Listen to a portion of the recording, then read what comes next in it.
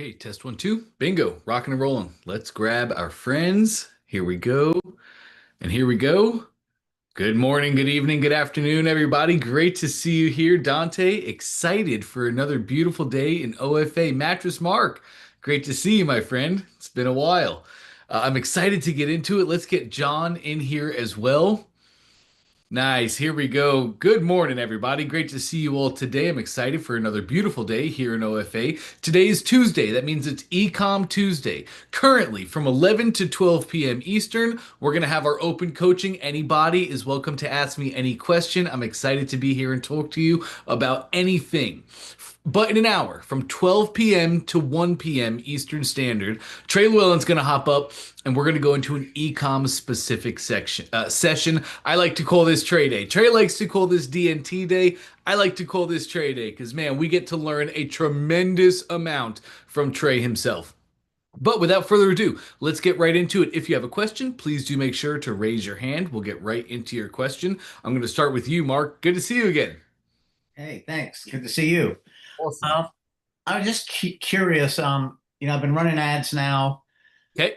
I've been doing a lot of stuff anyway, but I haven't made any sales yet. But I'm still working on it. But Okay. one of my questions was I was listening to this podcast and he was talking about the importance of like culling your email list to help delivery because when it goes out and people don't respond, I get certain clicks and so forth, but then there is probably a percentage of my email list that is just dead or or the people don't exist anymore. Who knows? So Sure. is there another, is there a service to tell you how your list is, if it's being delivered, if people to the people that are reacting, and then telling you, hey, these people aren't responding at all, and then I could just get rid of them or put them in a different folder? Yes, 100% there is. So that, Mark, is in your contact filtering. So in your ClickFunnels contacts, you can go to your contacts. Well, if you just want to share your screen, I can show you how to do this really quick. Well, now, I'm using a different email service to. Oh, that's right. Thank you for the reminder. Okay, so it's still email filtering. Really simple, Mark. Go to your email service and you're Yeah. going to go to your contacts that are inside of that software. Whoops. Almost lost my laptop. Go to your email provider, go to the contacts inside the email provider, and then you're just simply going to filter them. I bet your email provider will probably have a filter of like never opened an email. Okay. Or you would manually set the filter and you would just say, never opened email 1, never opened email 2, never opened email 3, right? And so that's the filters. And then you would sort your contacts and bingo, all those people that show up are people that never opened whatever emails. Does that make sense? Yes. Sweet. And then I guess Which, that's by the way, that is important. We hear a lot of stuff on podcasts nowadays, don't we? That is a good thing to do. This is not end all be all for your business. This is not like, will my business survive or die? But right. yes, every quarter, if you filtered your list, filtered your contacts, and got rid of the people who are not even opening, that would increase your send rate and increase your reputation, which is a good thing to do in your emails. Right. The guy was saying that with that increased whatever you just said. Reputation comes in. Reputation, thank you. Yep. Then they're less likely to go to spam and go to the inbox. With an increased reputation, we also get increased deliverability. Right. Correct. Okay. And then I got to can I show you my Yeah. most recent clarity Yeah. report and tell me your thoughts on it? Absolutely. All Let's right. take a look. Let me share and share. And can you see my screen? Gotcha. All right, let me go here. Let me see. Let me see. Let me do is this the right one? Let me see. Correct. Oh, here we go. Well, is this the right? I think I might be in the wrong. Just a second. 1 second. This is. Sure. Oh, that's right. Okay, let me go. I think that's right. Damn it. Let me look at this one. Hold on. Damn it. I got. Okay, here we go. Here we go. Right here. There Yep. you go. I knew it'd find. So here we go. So, there's 11 Dead clicks 11.3. Woo, that's high. Keep going. total Okay. sessions. Average scroll depth is 14.4. That feels shallow to me. I'd want to see more like at least 30-40% on that scroll depth. So that's telling me hook. If we don't have a big, long scroll depth, meaning how deep down the page are people scrolling, if they're not scrolling, then we address first our hook. Our hook is not speaking the right language to get them to scroll down the page and see the offer. But keep going. I'll just give you flat Yeah. as soon as I see it what we're getting 24.4 second. That's the end of the report too. Yeah. Again, 24 seconds on the page. I'll be interested to see is there like a video on the page or anything like that. But and that's just an average. You'll have Right. some people going more, some people going less, of course. So I don't know. Any suggestions? I Well, don't let's go take a look at your funnel really quick. Oh, okay. All right. This is here. Let me go. Where the hell is it? I thought I had it here. Let me see. You could probably just open up Okay. a. Oh, look at you. Uh-huh. Oh, well. I believe I see ClickFunnels over Can you see there. this? Oh, do you see this? Yes, I see. Oh, I got you. Your page. Nope, I Yeah. see you perfectly. Okay.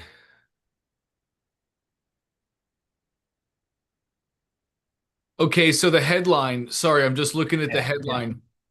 The headline is fairly generic. So we've tried running a pretty generic headline, get the best sleep of your life. Um, I would say it's definitely time to start playing with our headline. So first off, if I'm remembering correctly, Mark, all of your ads and targeting is really centrally located. Yes. Okay. Well, when you Like say centrally located, you mean to a specific area of the yes, country? you're Yeah. a local specific area, right? A 60-mile radius, something to that effect. Yep. Yep. Okay. So now let's tweak this page for our customers, right? So okay, let's talk about headlines. I was thinking about this morning, gang, and I used to, in these sessions, I used to write so much copy in the moment.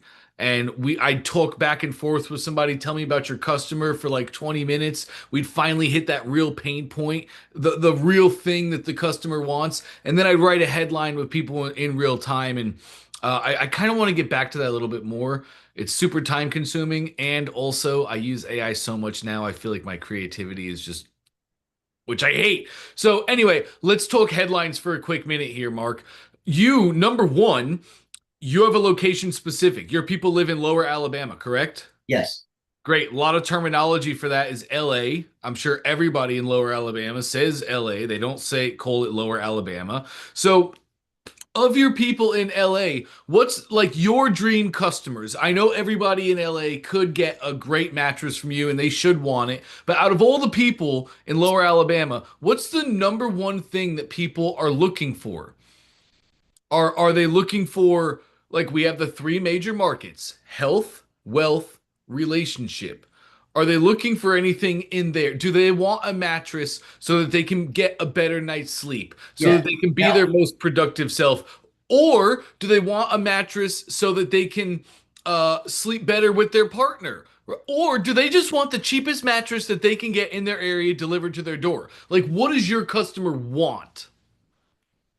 that's a great question. I was thinking they wanted just a great night's sleep. At least that's what that was going to be my focus. Sure.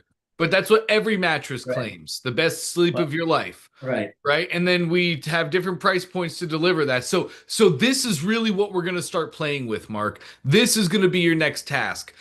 If you have any numbers or emails or people who have inquired about your mattresses yet, man, give them a call and ask them. So, what are you really looking for in a mattress? And they're going to probably say, well, I just want to sleep good.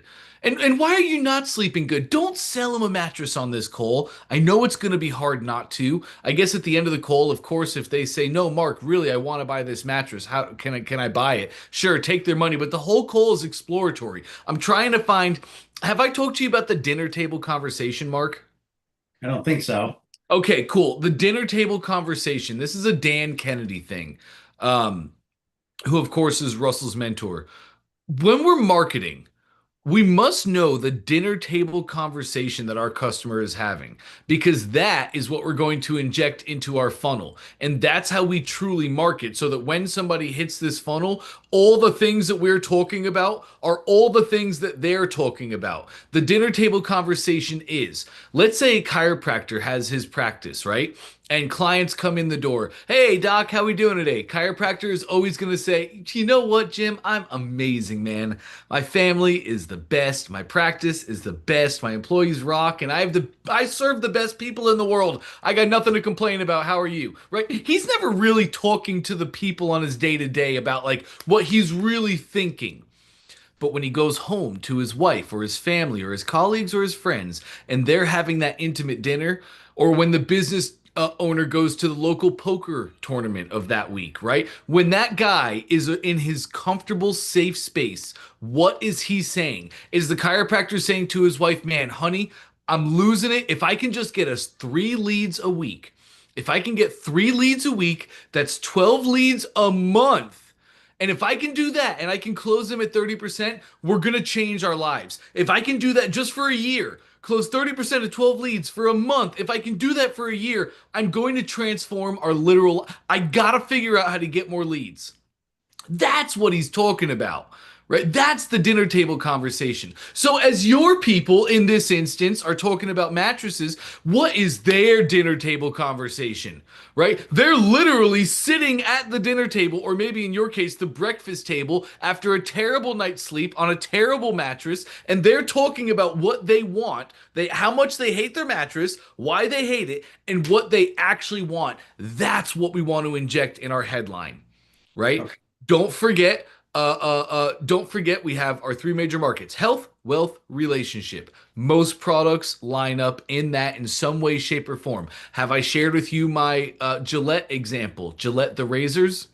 Possibly, but tell me again. Okay, let's talk about it, gang. 3 major markets. As we're selling products, we really want to line our product up with one of these markets: health, wealth, relationship. I might argue that there's a fourth market you can throw in there, and that fourth market is entertainment. But we don't need, especially for this example, don't worry about entertainment.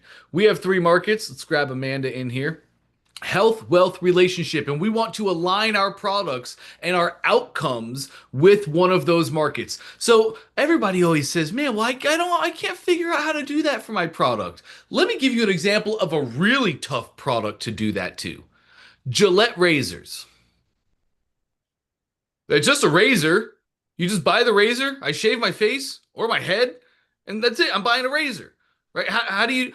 Anybody have a guess? If you have a guess, put it in the chat or just unmute yourself. It's a small session today. If you have a guess, what market does Gillette razors typically align themselves with? Feel free to unmute. Relationships. Come on with it, Ryan. Why do you say that?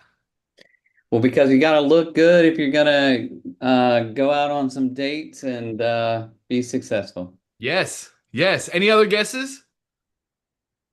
I was going with that. Relationship? Any Yeah. others? Ryan hit the nail on the head. And here's how we know. When you watch a commercial about Gillette razors, what do we see, gang? We see a dude hopping out of a shower, standing in front of a mirror, shaving his face. And after he's all done, what do we see next? A beautiful woman who walks in from behind him and strokes the side of his face. Use Gillette razors and you'll get a hot girlfriend.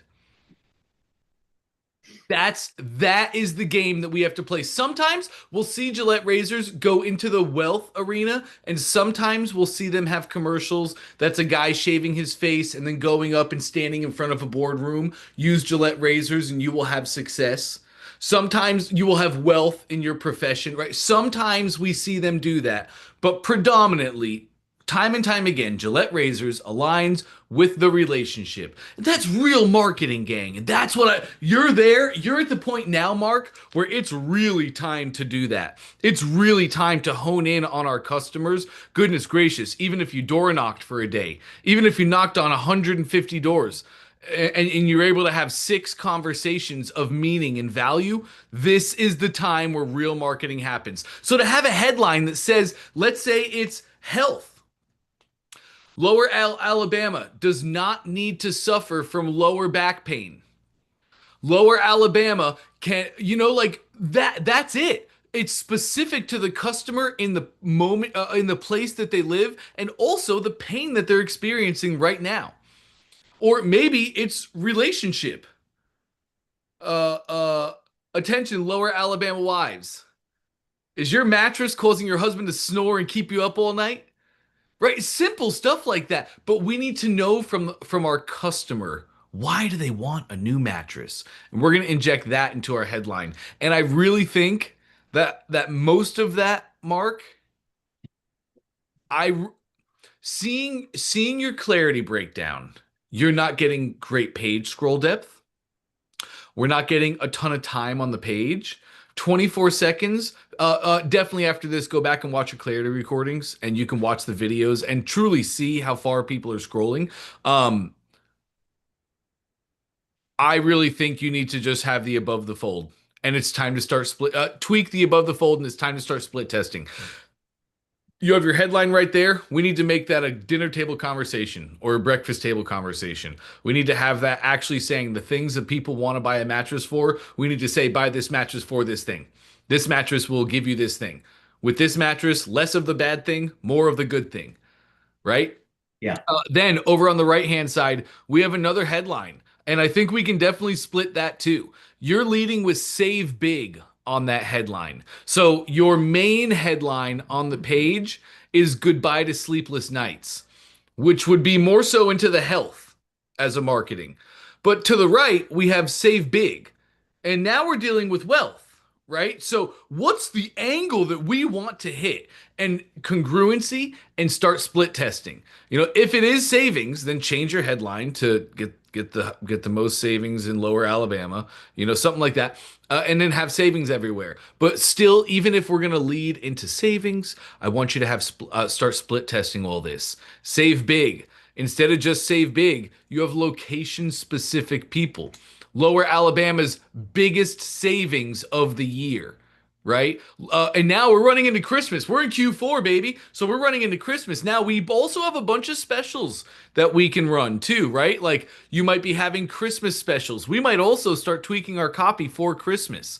It might be Santa's savings on a 12-inch copper gel foam. Something like that. But we want to start split testing this because we're not getting enough people clicking through that sales page. I didn't look at your stats. You can probably tell me. Do you know what your click-through rate is from sales page to your order form? No, how do I? Let's go back to your ClickFunnels account. Right up here, I think I see the tab. Oh, you're there. No, you're good. You're there. You're there. Let's go to your funnel.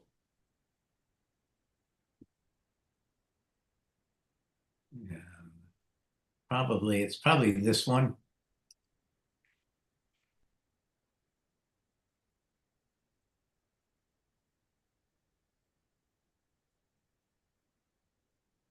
Hold on. I may be having an AWS moment. Yeah, that was crazy yesterday, huh? Here we go. Okay. Okay, let's do our drop down in the top left right here. And just make it well, do you see a relevant time filter there that works for you? 30 days? Yeah, have you been running ads for roundabout? Like, is that when the traffic hit? Yes. Okay, cool. Let's do it. That's perfect. Okay, so 145 people. Oops, sorry, I drew right on top of that. 145 people in the last 30 days saw that sales page. Of those 148 people, 11 of them moved through to the order form. Oh, interesting. Okay. So Yeah.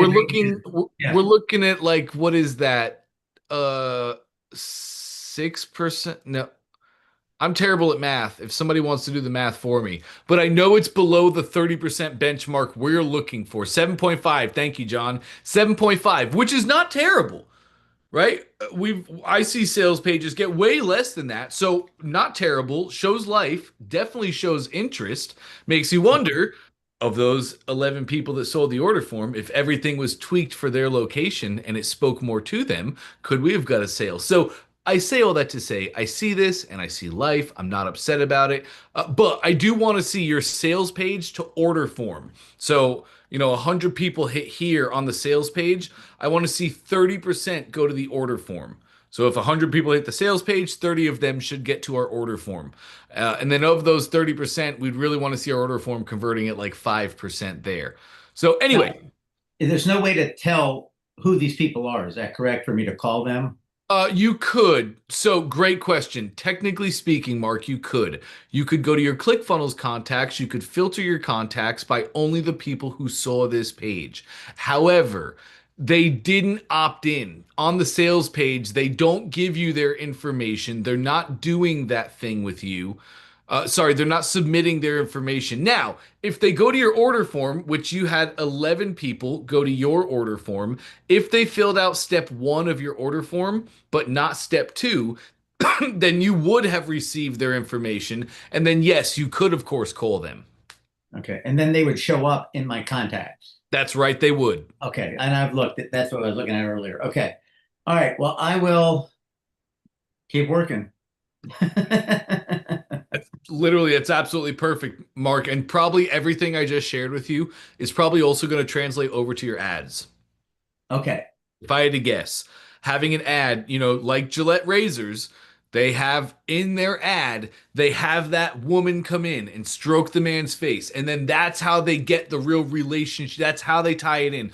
I would have to imagine in your ad too, you probably had a fairly generic ad, just like your funnel was. So once you figure out your marketing, make sure to bring that same thing, do it in your advertising as well. Now you have an ad that speaks to a specific customer and injects the dinner table conversation, bringing them to a funnel that's talking all about the things that they actually care about. Then we're rocking. Okay. All right. Awesome. Thank you.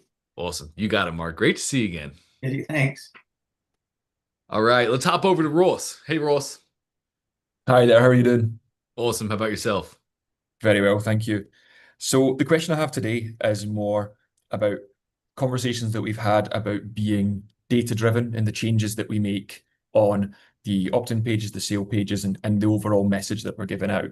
Yes. And I wanted to kind of ask about your habits or your system or processes that you have for keeping a log of kind of what you're testing. Because I was thinking about basically having some kind of spreadsheet where I can log, I've moved the order form above the fold, or I've done a headline that's more based upon a pain point or an outcome, and basically just trying to see which metrics are changing based upon that.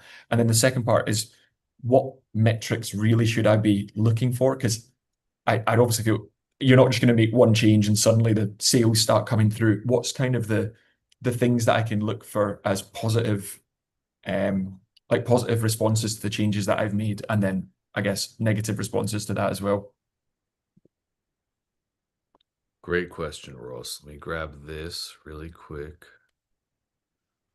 All right, let me hop back here.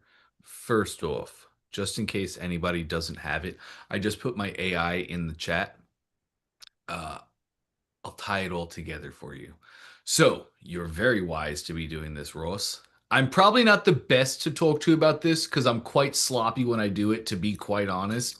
But I've been doing it for a while, so like I kind of just remember the split test, and I've done the thing. So anyway, I'm kind of sloppy, but here's how I do it. Also, one thing you said that you're not fully correct on is you said, "Oh, I don't expect to just do this one change and sales start rolling in." That's actually exactly how it happens. You do make one change and sales start rolling in, or conversions start increasing, like to a webinar registration page. You tweak a headline, and this headline actually is a good headline for your customer. And then all of a sudden, you're like, well, I wasn't getting any opt ins, but now I'm getting a 10% registration. That's a huge lift, right? That's a game changer. And then you do another split test and you get another lift. And it's kind of exactly how it happens. We just never stop over and over and over and over until we get to the best. So here's how I like to do it. I like to get I did this before AI. So before AI, I would just exactly like you said, I would have a simple spreadsheet. I would have the spreadsheet, the top of it was all the dates, and it was just me logging screenshots of my split test, right? So I had a control and I would have a screenshot of my control. And then I would take screenshots. Oops, sorry, let me hit this little button. Then I would take screenshots of all my variations, the tests that I'm running. And then I would just upload those screenshots into my spreadsheet. Then I would have a little checkbox and it was this good or was this bad? And then I had a control slot too where like I could have my constant control in there. So anyway, the top of my spreadsheet was just here's all the split tests that I was running. And then the bottom half of it, I had two columns, and column one was good, column two was bad. And if the split test was good, I put it in the good column. If the split test was bad, I put it in the bad column. And it's really sloppy. It can be so much better organized, but that's how I did it. You're right on the money. Here's how I think you should do it now, Ross. First off, you can go to ChatGPT and you can say, hey, I want to start running a bunch of split tests. So take your page, you can take a full page screenshot, put it into ChatGPT, and then you're going to say, I would like to prioritize my above the fold. Feel free to give GPT the data if you have it of what you've already tested. Here's my headline that I've tried before. Here's the current headline. Then you can have GPT make you a split test schedule. So it'll literally come up with like maybe 5 different headlines that you're going to run over the next 2 weeks to run the split test. So ChatGPT will make you a whole split test of like, ah, nice. Trey's already ready for today. ChatGPT will make you a whole schedule of split tests, headline, sub headlines. You could talk to it about your imagery that you might be using. Then, then that copy. Feel free to take that copy to Dante I. You know, like ChatGPT, it'll give you five headline ideas. I don't I don't think GPT nails copy a lot of times, but also I may have ruined mine, and I've done so much copy stuff with whoever knows. If you're not happy with the GPT copy, take it to Dante I and he'll rewrite the copy for you in more of a Russell Brunson styling. The reason I say to go to GPT first though is because once you come up with your split test that you want to run, tell GPT exactly what you want to do and it'll just make the spreadsheet for you now, Ross. You literally just say, ChatGPT, I need a spreadsheet that I can log my control, and I can also upload these split tests as I'm doing, and I can see whether it was a good split test or a bad split test. And then just tell it what else you want. Like if you're like, I'd also like a place where I could show either the increase or decrease that this split test had, whether it was good or bad, right? It'll make the whole thing for you. No, that'd be really cool. And yeah, I've used ChatGPT a few times for this. But then the next thing is in terms of the hierarchy of the changes, the ones that are, and I guess you never know sort of until you test, but as a bit of a rule of thumb, what would be the best things to start changing first? Would it be like the copy on the page or the audience from the ads or the images or whatever? Like, is it kind of from the top of the page, you go like, right, headline first, let's get this and see if it keeps people on the page. What's the bounce rate, right, etc. Yes, you just nailed it. The above the fold is the most important part of your funnel. It number one collects and attracts attention, but number two, it really sets the tone and the pre-framing of how people view the rest of your funnel. You know, if you have a mediocre headline that's okay, it'll get people to scroll through the funnel. But you have no idea, Ross, how many times I see somebody changing headlines. Like we tweak the headline, the main thing that is in people's mind when they hit the page, that seed that we get to plant. And changing a headline will impact the sales. The order form might be way down this page, right? But you tweak that headline, you tweak the reality people look through, or you tweak the lens people view your product through, and it absolutely can lead to sales. Goodness, I'm sorry, my brain went on a tangent there. Remind me your question initially. Oh, Just to do what to with the test? hierarchy. Yeah. What? Yes, you really nailed it. It's your above the fold on the page, mainly headlines, subheadlines, images to invoke the emotions we're trying to portray. Um, so you're going to tweak the above the fold and you're going to look at clarity. You're going to look at your stats and you're going to check that bounce rate. When you have good hooks, you will see your scroll depth getting longer. You will see people moving more through the page because they're looking for the thing that you had in the hook. That when you have a good hook, people will scroll a ton. So as you're running split tests, if you see on the variation pages like, oh, they're not scrolling much, oh, it's not leading to conversions, done. That's not working then. And your control is always the thing that has people scrolling the most or converting the highest.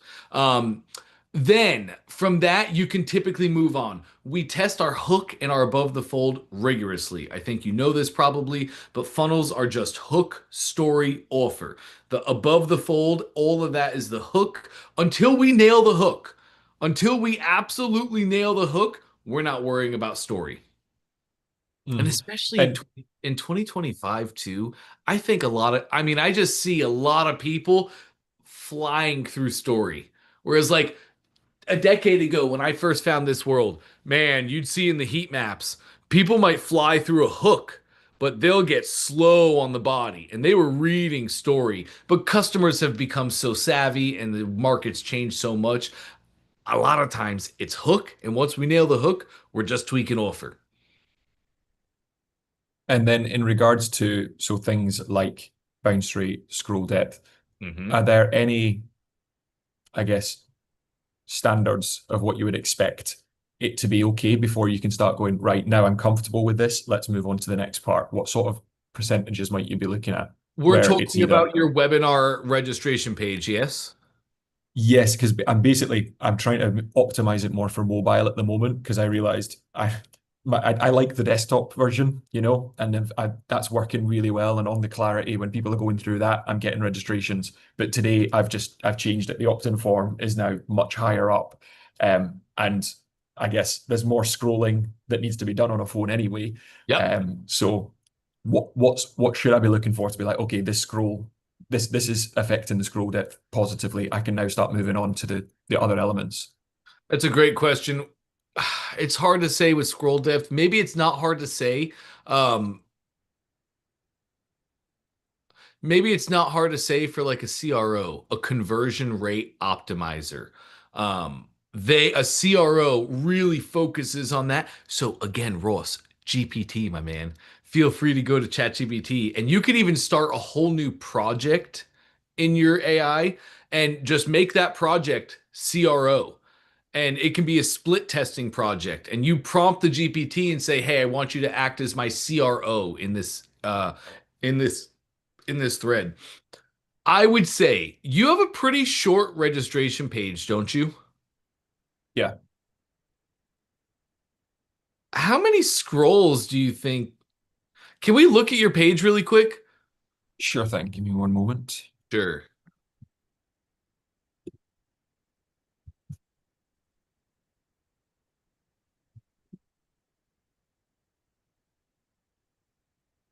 So this is the desktop version, obviously.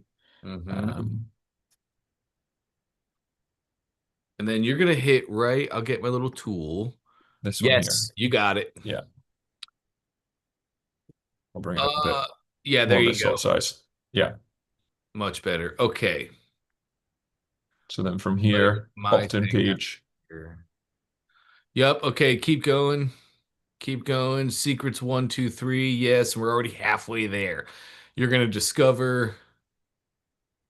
Yeah. So for you, I'd be wanting at least a 50% scroll rate, right? Because Okay. 50% of your page is basically like, yep, you have the great hook in there, CTA above the fold. Scroll me down a little bit. There it is. There it is. Uh-huh. Yeah. So for you, I'd want an average scroll depth to be like at least 40, 50%. Gotcha. Okay. But really, we're just looking at conversions here. This is a simple page. This is just a webinar opt-in page. Um, you could, yes, pay attention to all that, but your real metric is just going to be conversions. Okay. Yep. And then that'll be really based on the bit at the top here, making sure it's getting the parents of the 8 to 9 year olds, maybe split testing this part, seeing if there's a different angle to come at it from. Yes. Like, Um, for instance, right. to tweak that headline, you could say education secrets, what your teachers don't want you to know, right? Like you could have a whole headline that has that whole angle. Why the education 3 ways that the educational system is sabotaging your child's success. Like Mhm. really putting some fear into these parents, or just having a headline that they might agree with. Like for instance, here in America, there's a huge wave of homeschooling, and there's a ton of parents out there that have realized, like, hold on, school was actually made just to turn me into a factory worker so that I could listen to people from 9 to 5 and get through my day. Like school was not actually good for me as a human being. And like personally, I have a view of education of do not send my child home with homework. Do not ever do that. I have a job and I have to get done in my job the things that I have to get done in the allotted time. You have allotted time to teach my son. So don't you dare ever give my son homework. You get your job done in the class. Don't you put your job on me as a parent. That's like my view, and a lot of people in America have that view. So if that's the view that your customers end up having, man, lean into that in the headline. How the educational system is sabotaging your child. Subheadline: Your child was made for more than working on a factory floor. Learn the 3 secrets, right? Does that make sense? Yeah, no, that's really cool. Yeah, Cool. definitely. There's a few different angles anyway when I've been doing the research just to sort of think like what's the main outcomes they want, and I guess then the flip side of that is what's their real pains and their real frustrations. And Um, who's the and boogeyman? I There's got to be a boogeyman. There's got to be a boogeyman that I can throw stones at.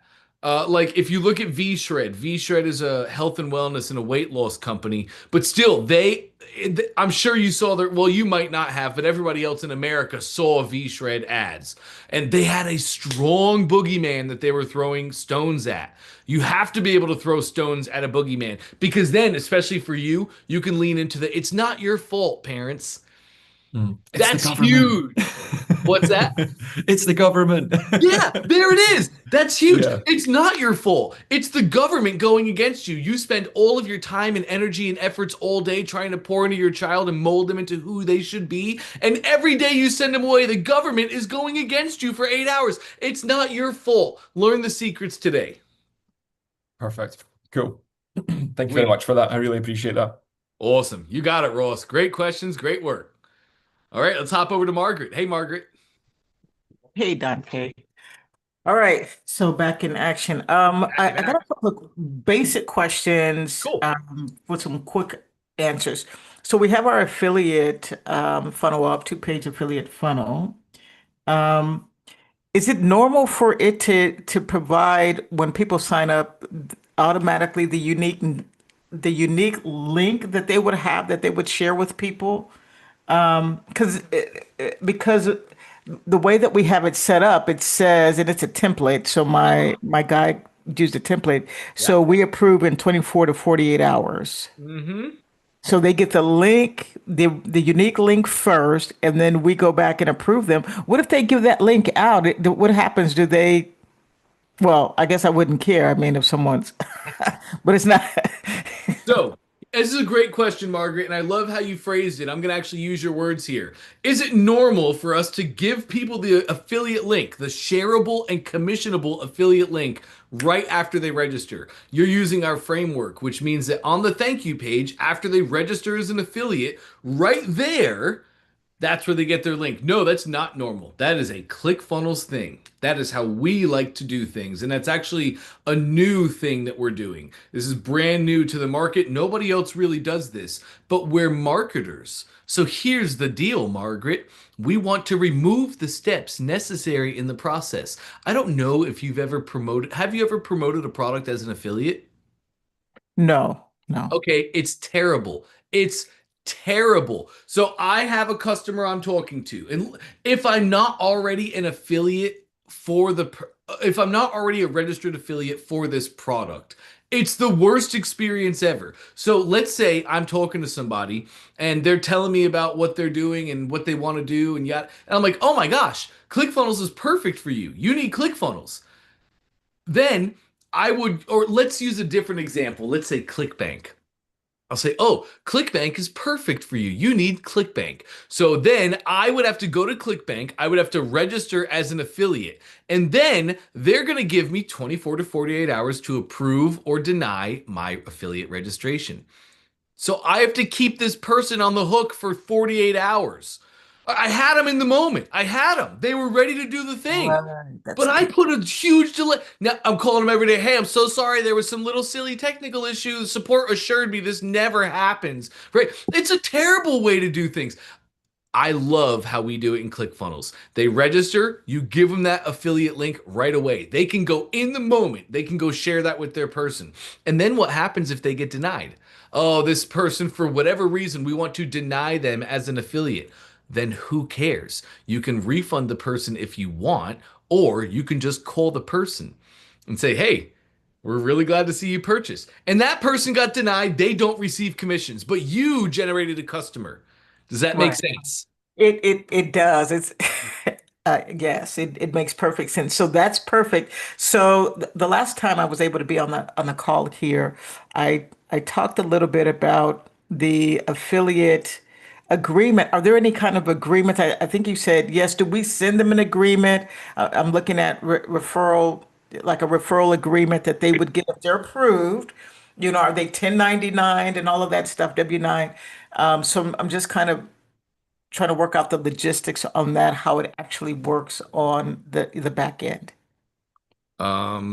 Let me see if I can just get into my. Oh, come here. I'm just trying to remember where this is. Okay, okay, okay.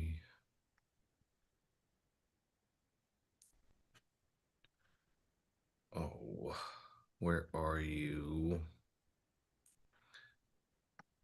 Okay, I believe. Let me get back to you here. I believe, Margaret, that it's on. I believe you do it in the editor on the affiliate registration page.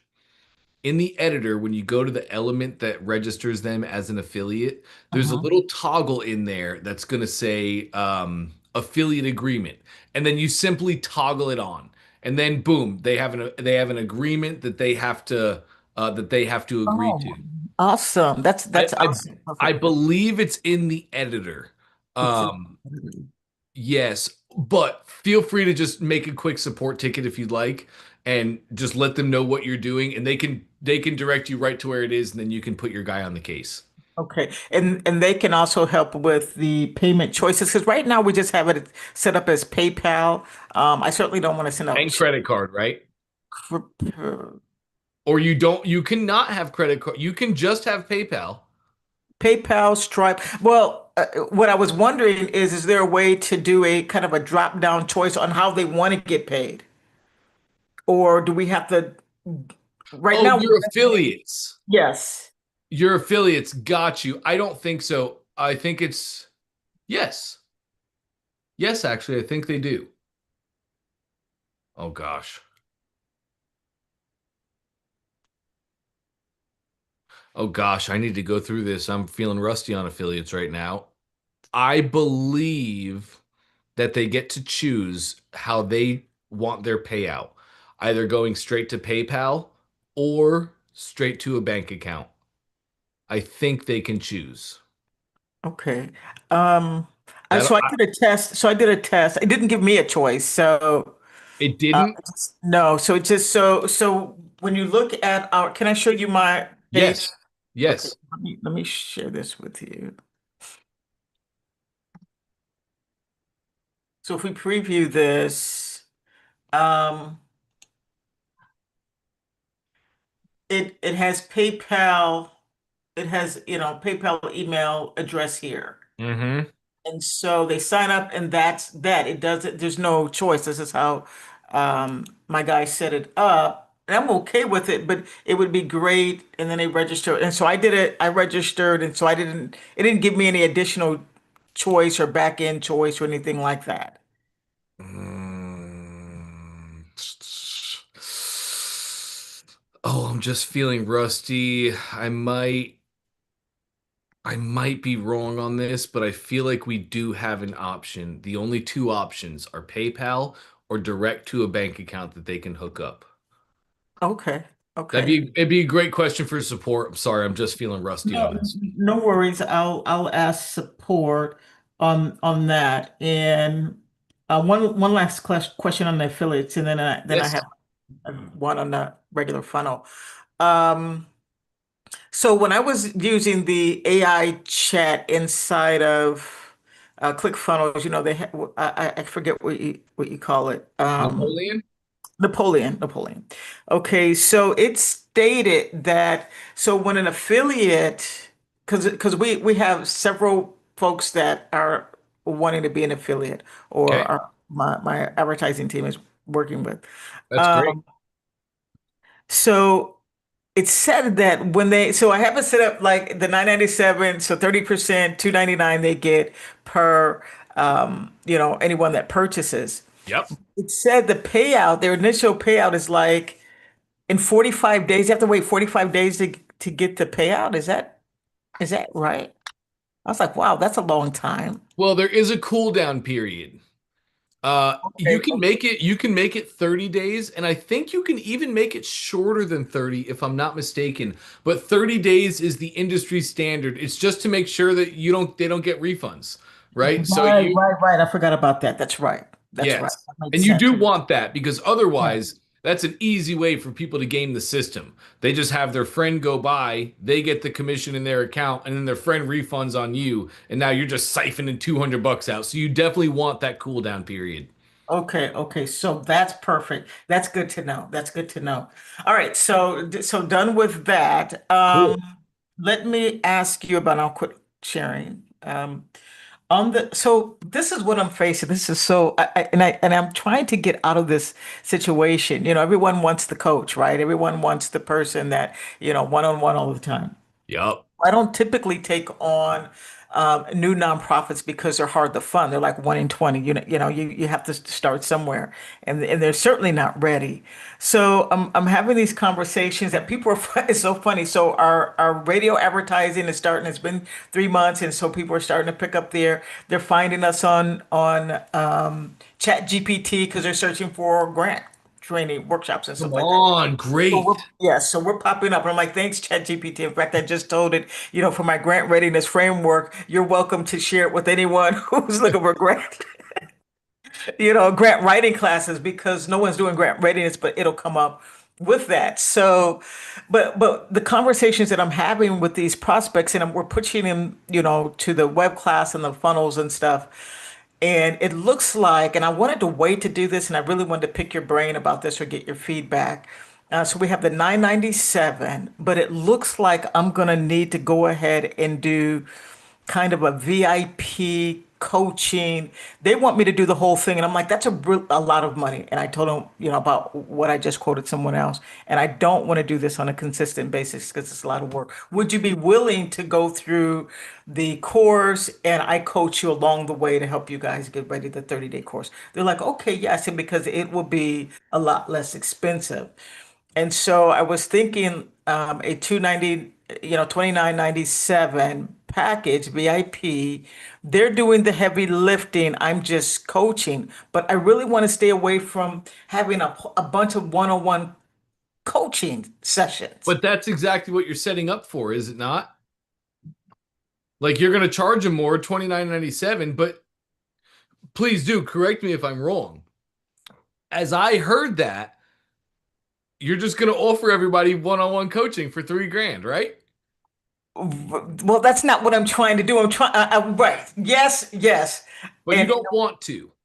no, I'm wondering if it could be like a group or, because they're going Bingo. through the same course. So if but at some point I'm going to have to do some one-on-one time with them. So I'm not saying zero one-on-one time. I'm saying I don't want you to put me in a grave because I'm doing so much one-on-one, and I'm doing one-on-one with, SBDCs in California, Silicon Valley. So it's a lot. And Yep. so I'm trying to balance that out better and not. So they definitely have to pay more. Oh, Uh, yeah. and so I guess if I left it to the 30 days, they have to do everything in 30 days, and they're busy. So, and then some of them might need a payment plan. So I'm trying to just figure out what's the best way would you recommend doing that? I'm going to have to do some coaching. So Yeah. how much of that should I do Well, for 29.97? That's not a lot of money, but for me coaching, but okay, you're going to get them to pay you twice after they get the course. Here's what we're going to do, Margaret. Do you know the do it yourself, done with you, done for you hierarchy? it's come across my, no, not, yeah, no, I couldn't speak Okay. to it. For all experts and coaches, here is how we really make money online. We have a course. Somebody can buy my course. They can learn my information. They can do my thing. That course is do it yourself Right. for the customer. They get the course, they do it themselves. But once somebody buys a course, we hit them with a DIY, DWY, DFY. Course is do it yourself. The first upsell after the course is done with you, DWY. You offer them an opportunity. Hey, do you want me to do this course with you? And Okay. DWY is group coaching. For you specifically, Margaret, how about we do one a month? How long is the course? 30 days? So Yes. so you could do group coaching and you could just do it once a month. Maybe you go live for an hour Monday, Wednesday, and Friday. And you can tackle like each week, you tackle the big things for that week. You know, like that that is how everybody does it. Okay, So, so DIY, right? I'm familiar with DIY, and then you said DWY done with you. done with you. Now you're running group coaching. What Russell does is he hires people like me and other coaches so that he doesn't do it monthly, he does it weekly. Everything runs on a weekly pattern here so we can get the most customers possible and have the biggest impact on the world as possible. You don't Okay. have to do that. You can run people to monthly coaching. Maybe it's a 30-day coaching package, maybe it's a 14 like and you can play with it. So the time schedules for you, whatever your schedule is, maybe the best thing is you go 30 days. So when people take your DWY, you're done with you VIP package, which we always wrap this up as a VIP upgrade. So maybe it's 30 days.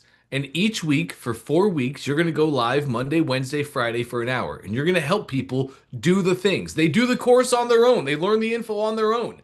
You have a schedule. Day one or first Monday, we're doing this stuff. So make sure to take the training, make sure to do the thing, right?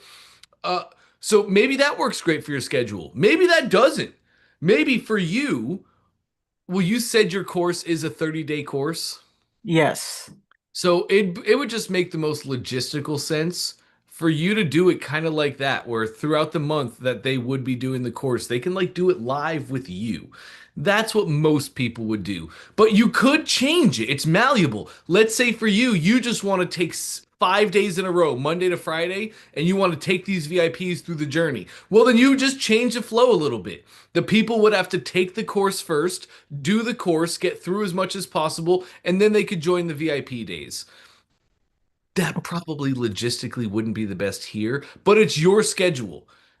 The big thing that I just need to drill in is DWY, done with you. First upsell after a course, it's always wrapped as a VIP upgrade. And now it's your opportunity to do the thing with the people, and you want to do it in a live format.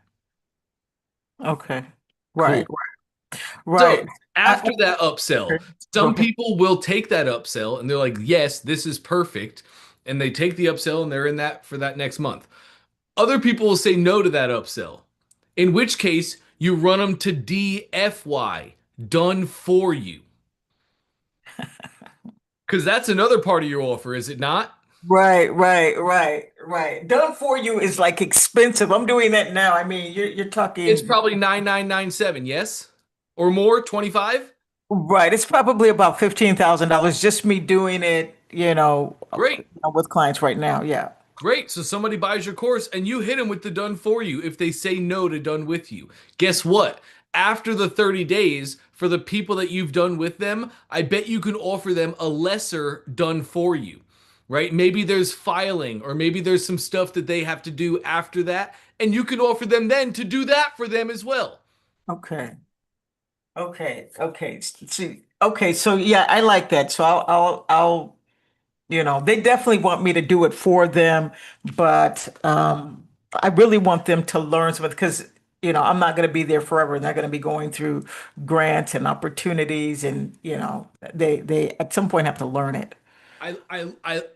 Okay, I love that service mindset, and I love that like you are the expert, and you're like, I know what you need. This is really what you need. Do this thing. This is, but also, don't we love money and success? So like, just so you know how anybody would look at your scenario right now is they would make an agency kind of.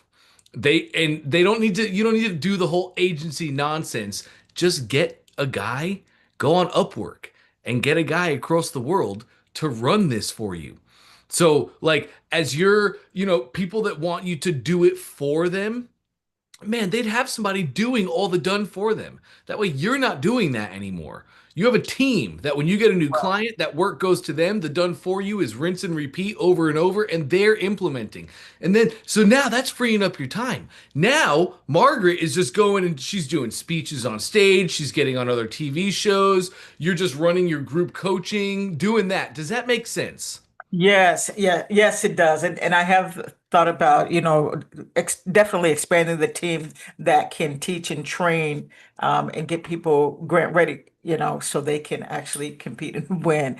Okay, so I like that. I have some I told the guys on the meeting that I was in with them yesterday or with them yesterday. I said, let me just talk to my team, and I wanted to talk to you, and I'll come back to you on, Tuesday or Wednesday to give you a thought process. So, Cool. okay. Let's do that. Let's definitely do that. Your big question, I kind of rambled and I got super, super excited on that. Um, oh, Angela just had another great recommendation in the chat. Russell actually talked about this a week prior, the facilitated model.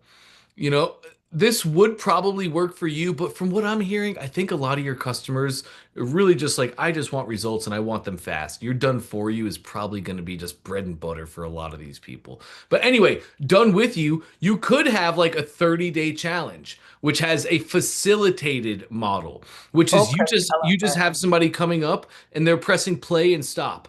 It's like hey, today, gang, we're gonna go through lesson one. Everybody get your notes out. Go to page one of the notes. Okay, let's go hear from Margaret. They press play. The video plays for 20 minutes. Facilitator presses stop. Okay, gang, did you guys understand that? Was that good? Great. Now we're going to go to our notepad and you're going to fill out the notepad. I'll put up a 10-minute timer and you guys fill it out. They just press play on a timer, right? And it's just a timer with music. That's more of a facilitated model. And those do work really, really, really, really well. I just think Okay. for you, your people are really, they're kind of buying you. And I think they just want the results fast, right? So everything you've told me so far screams done for you. Okay. So that the facilitated model that can be customized. That sounds like a customized experience. It is. It'd be more of like a facilitated model works better if you're going to offer, like, if you're going to make your VIP upgrade a challenge. For a challenge, the facilitated model works really well. So what you would do for a challenge is you would take your course. Your course takes 30 days to go through. So you would make a 30-day challenge. And people could just buy the challenge and not go VIP, which means they're just buying your course. Do it yourself. But if Right. they take VIP, they would get a facilitated training where every day your trainer goes live at 12 o'clock and presses play and just talks as they do the thing. Fill out your worksheet. Did you like that? Was that great? You would have a good energy kind of person to keep everybody's energy high. But that's the done with you. Would be a VIP upgrade and they get the facilitated mode and they would also get access to a little coaching. But that's if you're going to do a whole challenge, which I just don't think you have to do right now. You already have. I've told you, you know me. I want the fastest path to cash, and I want the most of it. So Right, right, right. I don't think you need to do that right now. A challenge would be perfect when you take this and you're like, I want to scale. If you want to scale to a national level of grant readiness across the country, that's where a challenge would work out great. But if I'm remembering correctly, you're pretty location specific. It's just No, California businesses, right? no, mm-mm. You're No. national. Yes, yes. Anyone can get my services. Anyone can get the courses. So that's not an issue. And we want that. I just can't be the one doing it all the time, obviously. Mm, So we get requests for training, customized training, and so I'm wondering how can I bring in, like I've got a company in Northern California. hmm Well, it's still Bay Area. They're just right outside the Bay. Well, they're part of Bay Area, Contra Costa. They were awarded a $12,000 grant to teach nonprofits how to win grants. And so I just finished some trainings with them. Hey, Margaret, we want to do a cohort with you, and we'll give you 9,000. We'll keep 3,000. And they want to do more in the future, and they want to do a 50-50 split. And I'm like, how can I bring this through ClickFunnels? And tailor make their training for their county, for their city, because I want everything to kind of roll through ClickFunnels rather Well, I than would tell you to have them make the training, have them make the videos, have them make the curriculum, have them make the training. And in that case, you build the funnel. Now we're getting to flex our funnel leverage. So you say, guys, you make the videos, you make the curriculum, you make the training, just take mine, model it, and do the things specific for your county. And I can build you the funnel and I can build you just build a course for them, right, right? And right. then, But yeah, but they don't want a funnel. They want me to teach it and train it, and oh, I'm designing it for them because they do not know how to design it. That's why they're coming to me. They're saying, mm, "Hey," and I said, "Okay, so I'll design it specifically mm. for your county and for your, the nonprofits that are coming for you and coming to you." And I don't mind it. And I've designed courses before for. Okay, so how are you going to do that then? That's interesting. That's really cool, but that's a ton of work on you. So, how would you offer that? Would you want like a 60-40 split your way, or would you want a higher commission split your way? Or would you offer them a flat rate on the front end for you to make the course and then 50-50 on the back? Because they're also really getting to leverage your attractive character, your results, your success, all the things that are you. Right. So they're already getting funded through some other whatever. So this first deal is small. It's only $12,000. I'm getting 9,000. They're getting 3,000. That's basically, Oh, 70. it's nine your way. I'm sorry. I Yeah, thought I yeah, heard yeah. it was nine their way. That's nice. No, We don't do there's no that. way I would do it. Not, no. Yeah. Yeah, no, it's work to build it, but it's not a whole lot of work for me to design it specifically because I already have the courses built. I already have the content. I've built it. I just reshape it for that specific organization or county or whomever. So, Yeah. but if I can't bring it through ClickFunnels, then I'll do it traditionally. We'll just do a contract and it'll just come through my company and, you know, coaching company. No, we can do this through ClickFunnels. If you have time today or tomorrow, hop back in because I want to talk to you about frameworks. This is where frameworks happen. There's two ways we can accomplish this. Yes, you can do it for them like you are, but we can also give them a framework and you can literally just have them do this in their own ClickFunnels account that you are an affiliate of. And this is just one client that we're talking about, but what if you want to take this on a national scale too? What if you want to have a bunch of people that you're doing this for? This is literally what frameworks are made for. You're right, you have the system, you have the framework. We can take all that stuff, make a framework into it, and now it's plug and play. We got to get into our ecom session, but Okay. there's a lot more that we can talk about here. So as soon as you can, today or tomorrow or the next day, I'd love to talk more about this. Right. And I'm late for a meeting. A client's Okay, waiting for I'm me. I sorry, I'm gotta run. such a Yeah, rambler. yeah. You have a great one, Margaret. All right. Take care. Bye-bye. Awesome, you too. And I am quite a rambler. Geez Louise, I can get going. But that was an awesome question from Margaret and a great little segue into DNT Day, baby. Super excited. It's my favorite day of the week. Trey Lewellen's here with a fresh cap. Good to see you, Trey. Let's go. Uh-oh. There we Woo! go. Now I'm back. Hello. What's going There we on? go. Man, we're coming into November and December. Q4. Q4. And we're already in Q4. We're We're like there. almost 30% through Q4. It goes quick. And then It's it crazy. goes into, January. What? Halloween is here, and my Costco's like pretty much Halloween's out the door already. They like don't even have stuff. It's Christmas. Thanksgiving, Christmas. Christmas. Yep. Frankly, I bought Christmas lights yesterday for the house, and last night I was like, we have Halloween decorations out, and I'm hanging Christmas lights on the roof because we do Christmas November 1st. So we get the tree up, we get crazy, you know. So it's like we soak it in for 2 months. And I mean, geez, it's nice out right now. It's like 50, 60, 70 degrees out. So I figured I might as well put the Christmas lights up now. And Yeah. then once it's, freezing 32 degrees out, I'm not going to be up on that roof. So I was due now. So it's ready. They're Yeah, ready. November 1, you just flip the Christmas light switch, you're done. That's it. That's it. It's really great. But yeah, you're right. Home Depot, it's full of Christmas. Christmas trees are up. Like it's freaking, they had that up 2 weeks ago, October 10th. They put Christmas up. Yep. Trees, lights, everything. So it's wild. So like that's just a really good precursor of like retail is leading the way to what's selling right now online. Like we're selling Christmas stuff already, which is pretty cool. Like we have sales that are coming through our funnels that are Christmas oriented, and people are buying Christmas centric stuff. Yes. And, ready for it. They're ready. They're ready for Christmas. So we'll take it. We'll take it what we can get. So Do you think, Trey, I'm just so curious, do you think that it's happening like faster? How do I explain this? Do you think the switch to Christmas is happening faster and Christmas themed sales are coming through faster? Because like I don't remember in years past. I just don't remember this much Christmas in retail. I don't remember Halloween like phasing out as fast as it is now. So I just love to know what you think about that. you probably don't want to know my thoughts. I do. Oh no, I do. That's all I care about. Yeah, dude, I think we're in a time of depression, and I think the United You States, mean like as a society? yeah, Yep. yep. I think people are depressed. I think social media hurts people's lives. I think that people are looking for an out. Like Christmas was really big post COVID.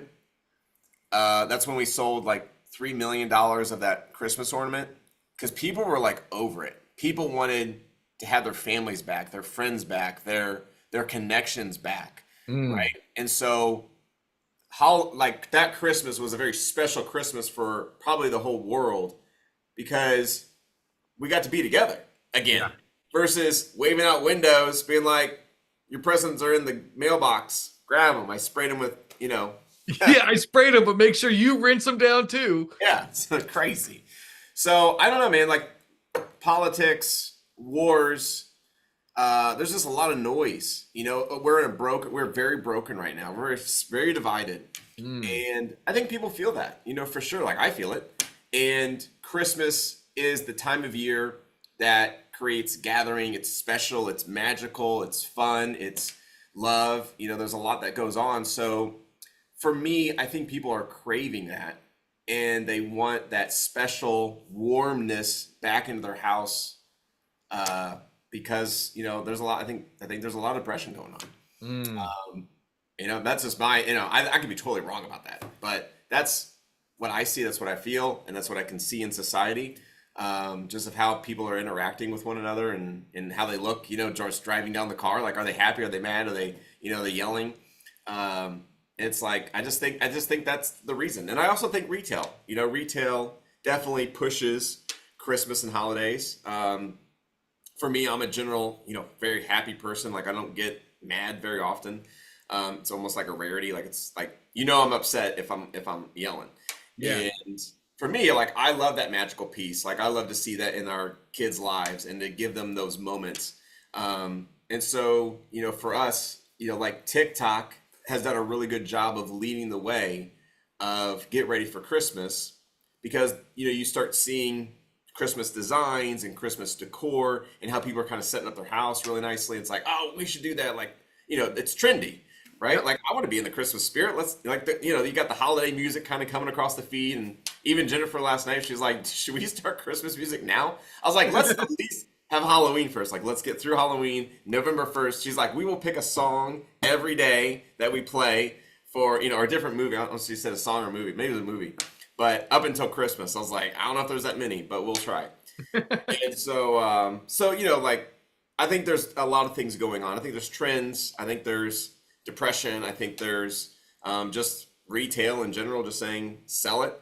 But again, catch the waves. Catch the waves. Like, this is the media, this is the news, this is trending. So take your niche, take your product, tie a bow around it, and sell it. Sell it as a holiday special. A pre-Black Friday, a pre-Cyber Monday, a pre-Christmas special, because people are putting it in their houses, already, and they're getting festive. Yeah, 100%. That's how I see it. Speaking of festive, I got a really cool product I'd like to share with everybody. Ooh, okay. So let me see if I can pull it up here. We like cool products. Cool products. Well, if you've watched any of our other calls, it's not something new that I've never talked about, but it's just proof that what I've talked about is out there in the space, and you should be aware.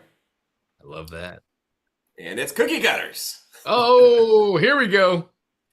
So these just make for great front end products. Great upsells. Sorry, Trey, I'm a silly willy. When you say front end product, what do you mean by that? Okay, front end offer. So on the order form. So instead of your main, these are great premium products. Like, look, these are selling for $3 each. You sell a pack of 10, that's $30. Yep. And I would create packages. I would create a pack of 5, and then I would just sell those packs. So I'd sell, you want 1 pack, 2 pack, 3 packs, 4 packs, or 5 packs. And I'd make the cookie cutters around your space, around your niche. So in this case, we got a train, you got a caboose, you got a train car, got a milk truck, tractor, rocket ship, and stuff. But what these are showing is the more traditional cookie cutters everybody already has. Gingerbread, ornament, candy cane, clover, reindeer, Santa, Christmas tree. Like, everybody has that in their closet. But what they don't have is they don't have your niche of cookie cutters. So I had this client, she sold to linemen, not football players, linemen who worked on power lines. And her cookie cutters were the work truck, a power line or a power pole, a man working on it, and then some tools. And she sold so many of those because the things she would see in the comments is, I love these because it lets us remember Dad when he's out at night working on the lines. Or because during winter the lines freeze, and so he's out all night, right? So he's not there. So they make cookies in remembrance of him while he's out working. Like, Dad's out working to make, to provide for us. Let's make cookies. And then make it, then they get to show them those cookies when he arrives. It's kind of cool. But even in my space, like the aviation space, we don't have cookie cutters, cookie stencils that we could use, such as, an airplane or a tug or a captain, outfit that we can make and do aviation stuff, or things that your kids love, like if they're into tractors or, John Deere's, and you're making all the farmers, like if you have a farmer niche. But just a really good either front end product that you're selling on the front as packs, or makes for a really good upsell because these are cheap. These are 10, 30, 20 cents each that you can buy off, China, have them make your own design or stencil, and then sell them as a pack for, I don't know, 5 for $19.95 or $14.95 for a pack of 5. You're paying $1, $1.50. Those are great markups. That's like 1,000% or something. Like, those are really good margins that add a lot of leverage and AOV to your carts. And they're not just like holiday. They're all year round because they're niche specific. They're not holiday specific, but they make for great gifts and stocking stuffers. All that can work in your favor. So anyways, that's a product I was going to share with you guys today, because that product works for all your niches, which is pretty cool. All right, cool. I have a cool little story about cookie cutters really quick. Oh, perfect. Do tell. So I've been following Trey for a long time, gang. It's actually interesting. Like 6 years ago, I used to do a lot of webinars for ClickFunnels, and Trey was in that webinar. His flashlight and his CEOOOO stickers And also the wristbands that you did were also in that. So anyway, I'm following Trey for a long time. And when I started working with him in OFA, it's not the first time I heard him talk about cookie cutters. And every time I heard Trey in the past talk about cookie cutters, it never clicked with me. I was always like, cookie cutters? Come on, cookie cutters? Right? Cookie cutters? I just could never like see how cookie cutters were an awesome product until one day. It was a couple months ago. I went to my neighbor's house. We were hanging out and our kids are best friends. We're just doing a thing. And she starts talking to me about how she has to cut her son's sandwiches every single time into a certain shape or he won't eat them. And I was like, oh, so what do? Do you hit a triangle? Or are you straight down the middle? What kind of cutter are you, right? And she's like, no, you got it wrong. I have to take cookie cutters and I have to cut the sandwiches into actual shapes. I said, that's crazy. What do you do? And she was like, well, he gets really tired of them. So I always have to switch up the shapes. And I went, wait a minute. You have multiple shapes? She said, oh, yeah. And she takes me into the pantry and shows me an entire storage organizer that you would have arts and crafts full of cookie cutters. Full, chock full. There's 100 of them in there for every season, every comic book, every superhero, everything. They also use them in Play-Doh and they use cookie cutters every single day. She's 26. And I think that's where my thing wasn't clicking. I was like, "Oh, only old people use cookie cutters." And how wrong was I? So I just want to share that story and like, how wrong was I? Because I get to talk to you guys a lot about OFA and the power of OFA, where you get to stand on the shoulders of Titans instead of having to walk amongst them. And this is one of those great examples. I didn't have to see cookie cutters for what they were. I didn't have to understand why they were such a powerful front end product, as Trey said. I didn't need to know any of that. I had somebody I could trust. They had a recommendation, and I should have just explored the path. But having said all that, too, now that I've explored the path, cookie cutters really are sick. And the more niche you get them, holy cow, it's incredible. It's really cool. It's really cool. I think, you know, that you bring up a good point. Is sometimes, you know, we worry about the product we're going to sell to our consumers, even though the consumer already told us that they would buy it. There's been so many times, like we're selling so many products right now I would never buy. If I put it in our house, I would be in the doghouse. Let's just put it that way, okay? So, but they sell. They sell crazy. Perry Belcher, I don't remember the story, the way he tells it, but the principle is the same. Is he worked for this guy, and the guy was like, hey, I want you to go and find the best candle out there. And he goes and searches for these best candles or whatever. And I'm going to butcher this story. But he goes out and finds these candles. He comes back. He goes, hey, I found the best, most unique, amazing candles. You're going to love them. He has them all on a table. This multimillionaire who is his boss looks at all the candles, doesn't even smell them, and says, nope, not going to sell. Do it again. So Perry's like, I just went and found, I did all the research. I went and found like the best candles to make this all work. Like, what's he talking about? They're not going to sell. So then he's like, okay, maybe it's the wicks, or maybe it's the how they look or whatever. So he's going to go get like the bigger ones and you know, the ones with wood wicks and the ones that are made with like deep minerals, and like brings them all back. He's like, I've found the best. Like I've done all the research. He goes, no, those won't work. And so then he went to a candle shop. He went and bought he goes, give me your top seller, your best selling candle. And he's like, I'm going to take these top selling candles. I'm going to bring them back to my boss. And if he says they don't work, I'm going to say, psych, gotcha. These are actually the top selling in these candle shops. So he brings all these candles, puts them on the table, covers them up, reveals them. The guy's like, no, those don't sell. And Perry's like, you're wrong, because I went to the top candle stores and they said each one of these are a top selling candle. And the boss looks at Perry and he goes, no, you're selling to one person. We sell to everyone. And that's where Walmart comes in. Walmart sells to the general public. Not singularly, but to the public. And so just because it's the top selling, just because it's the number one candle, doesn't mean it's the right candle. Because the right candle is the candle everyone buys, not the one that is the good looking or the best specific or whatever. It's what the public votes with their wallets is the best candle to sell. And that's where all of our training through OFA comes from, is you survey the audience. You survey the audience. You ask them, what product are you willing to purchase with your hard-earned money? Just like they are literally separating their cash from their wallet with a product that they want from you. Like that product is worth more than the cash in their hand. That's something, there's something there.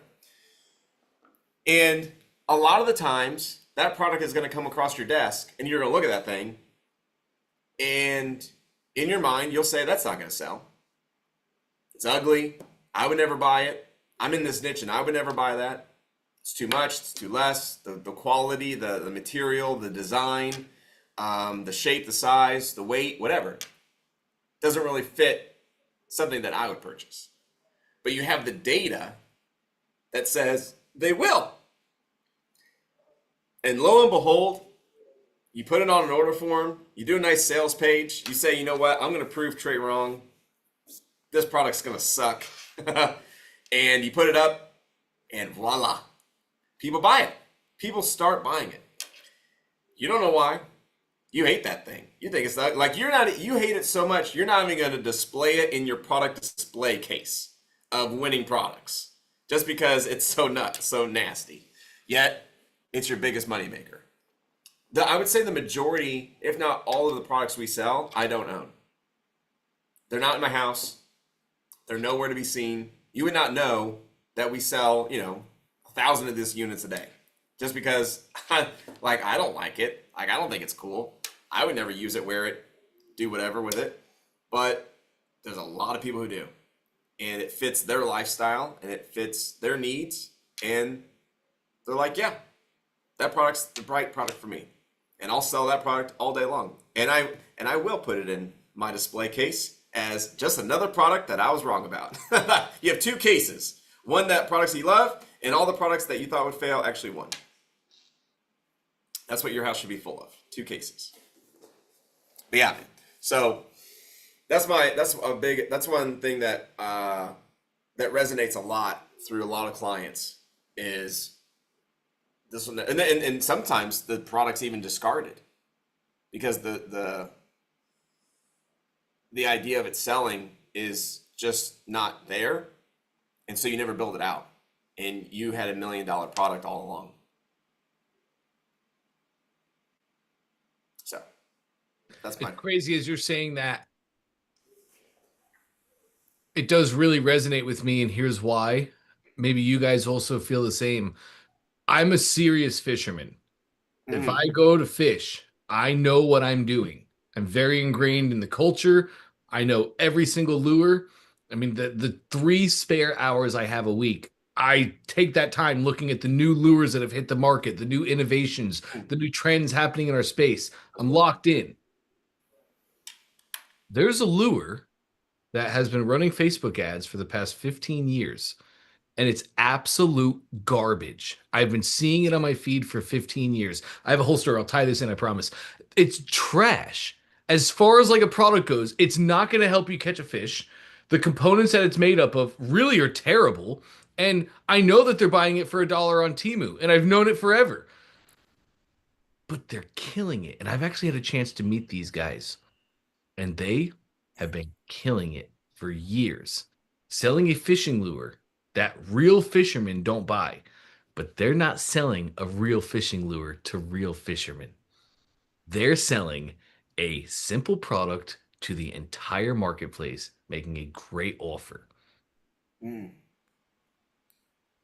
And I will stop now because I'm just having a movie reel running through my head of products that I would never buy and I have never sold, but I know sell like hotcakes. And it's so interesting. Why do we stay away from those, do you think, Trey? If you just had to guess, if you had to ponder. Like, is this a limiting belief? Yeah. It's a mindset shift. And you got to be careful. Like even I do it. I still do it to this day. There'll be products that come across my desk. I'm like, that'll never sell. And then what's funny is I get my ass kicked in the next 2 seconds because I'm a influencer promoter on TikTok, and so I can click a button and see how many units it's sold, and it'll say like 24,000 units sold. I was like, gosh dang it! Like how? Who's buying this junk? But then I'm like, okay, run it, and we try to run it and see if it converts. There's just so many things that I would never buy, but the data tells me otherwise. Like it's just like, no, it's selling on Amazon. It's selling 3,000 units a day. Like there's 3,000 people a day right now that are buying this unit, and I would never buy it. I wouldn't even get $1, and yet people are giving it $25. Because for whatever reason they see it working in their life, and so then it comes up to me to figure out why. What's it fixing? And so then I go through the testimonials to see why they're buying it. Like, what are the real reasons? Or if they made, YouTube videos about it, or Amazon does a great job of, having those videos. That's how I get started is, product comes across. It's typically selling on Amazon. It's very rare that we sell a product that doesn't sell on Amazon already. So there's always reviews, there's always testimonials, there's always, someone's got a good listing around it. And so I can use Amazon to my best advantage and go and figure out why is it converting and what pain is it solving. And then we build our sales page out from that data. Because, okay, we know the unit count it's selling. There's testimonials and it's selling, like they're running ads, they're sponsoring it, whatever. So there's obviously life in the product. I would never buy it, but let's give it a go. And we test it out. And that's, same thing. So it's like, follow the data versus just coming up with a reason in your head that suggests otherwise. So many times I probably pass up a product that I shouldn't have. Like there is some products that we'll pass up, and then 3 years later, it's like you hear it on the news, or somebody has a case study around ClickFunnels or Shopify or whatever, and it's like a big article, and they sold a ton of units, and I was like, well, missed that opportunity, and it sucks, but it's a good learning experience, and you learn from it. It's like, okay, well, I was wrong. Why was I wrong? Was it me? Was it the data? What showed us? What was different there? Someone's asking how do you know the units? So there's 2 websites you can go to that tell you exactly how many units are selling on Amazon, which is pretty cool. Let me get those. One's called Helium. Yep. Forgot the other one. Helium10.com. And what's the other one? Helium. I believe I have it right here. Oh, Jungle Scout. Yeah, I was just Jungle just Scout. out of There my it is. brain Yep. there for a minute. Okay, so yeah, Jungle Scout and Helium 10. They do the exact same thing. Like literally, they are mirrors of each other. I would watch YouTube videos of both, of like tutorials, and see which one you like better. But the criteria is the same. You're gonna get the same output. Just the interface is like a little bit different. But yeah, that tells you how many units. And then you can do like little widgets. They each have a widget, and it overlays Amazon. And so when you're looking up a product, it'll display how many units that's selling, the reviews. It shows you the price, which is kind of cool. So it'd be like, oh, this was selling last week for $20, and this week it's selling for $25, which usually means there's an increase in volume. So they'll raise the price, which is kind of cool. So you can kind of see what it's sold for in the past, what it's selling for today, and then you can kind of adjust pricing on your funnels around that. But again, people come to Amazon to buy, so you kind of have to, know that is people are searching for that product and they're looking to buy that product. Like for instance, like hangers. People just need hangers, but it might be kind of hard to sell hangers on a sales page versus someone's just like, oh, we need to grab some hangers. I'll just grab some hangers real quick. So there has to be a reason of why they're buying that specific product, is what I'm always looking for. What's the use case? What's it solving? And it has to be kind of fun, like kind of cool for the niche. As as far as Jungle Scout and Helium 10 go, is there one you use more than the other? It's just really what you lean towards. Yeah. I use Jungle Scout for the most part. I just know Helium 10 does the same thing. You get there's people who love there's people who love Androids and there's people who love iPhones. Right. They Choose all your, make phone calls. they all make phone calls. They all get text messages. They all have the same apps. So Yep. choose your route. Yep. But that's why I say go to YouTube. People do tutorials on them. Really, like very good tutorials. Top search. Go through those for a couple hours, and you'll know which one you want. Cool. Jungle Scout did a really cool like tutorial. I think they end up selling like dog bowls or something like that. But they used research, found a product, launched it, and they kind of like walk you through their analysis. Which these guys are novices, so they don't really know what they're doing. But it was really cool to watch how they went through it and what they did. And that kind of gives you an idea of like, okay, here's how I'd find my niche. Here's what's selling within my niche. Here's products that are trending. And then you can use that to kind of watch those products and make sure that they're increasing in volume, and then maybe go sell that on a funnel. Awesome. Christina just had a cool question in the chat, Trey. I'd love to hear what you think about that.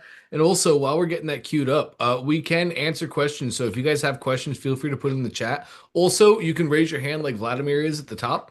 If you guys are death of add to cart, feel free. We're here to answer OFA questions on interstitial pages or the death of add to cart program that Trey's running as well.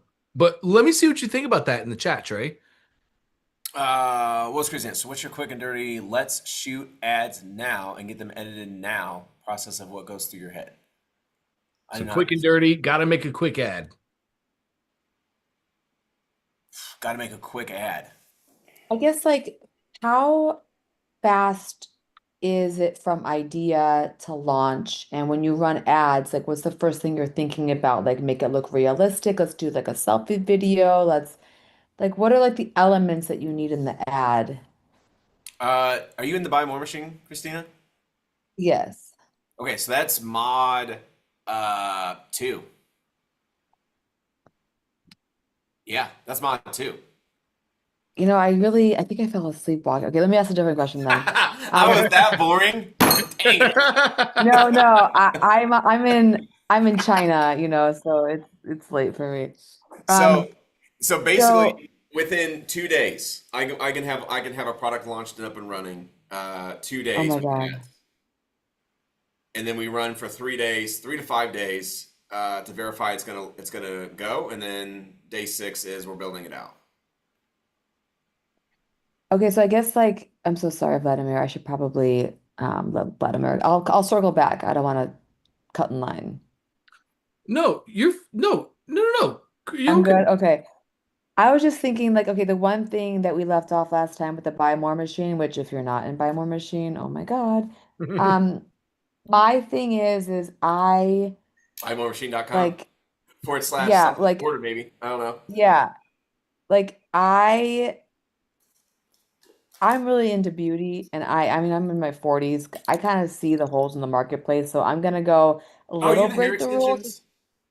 Yeah, I'm gonna do something special that the market has not seen that I just cannot. It solved my problem, and I'm like, well, if it solved my problem, Mm. and then ChatGPT backs it up, I'm like, if I have some money to blow, like I'm just gonna break the rules a couple times because it's not on Amazon, and I don't mind blowing through. Like, what's like the cap? If I can test, if I skip module 2 and just go right to ads because I'm just like a funnel builder ninja, I'd rather, for me, I think it's easier just to like do $100 a day just to see like if it sells. And if it does, do I turn off the ads and then get my shit together and ship it to my 3PL? Or do I actually just like launch live and email the customer?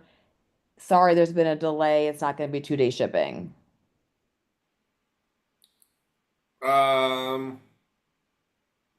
Yes. Totally. Yeah. So turn how off the ads. How much is a hair extension?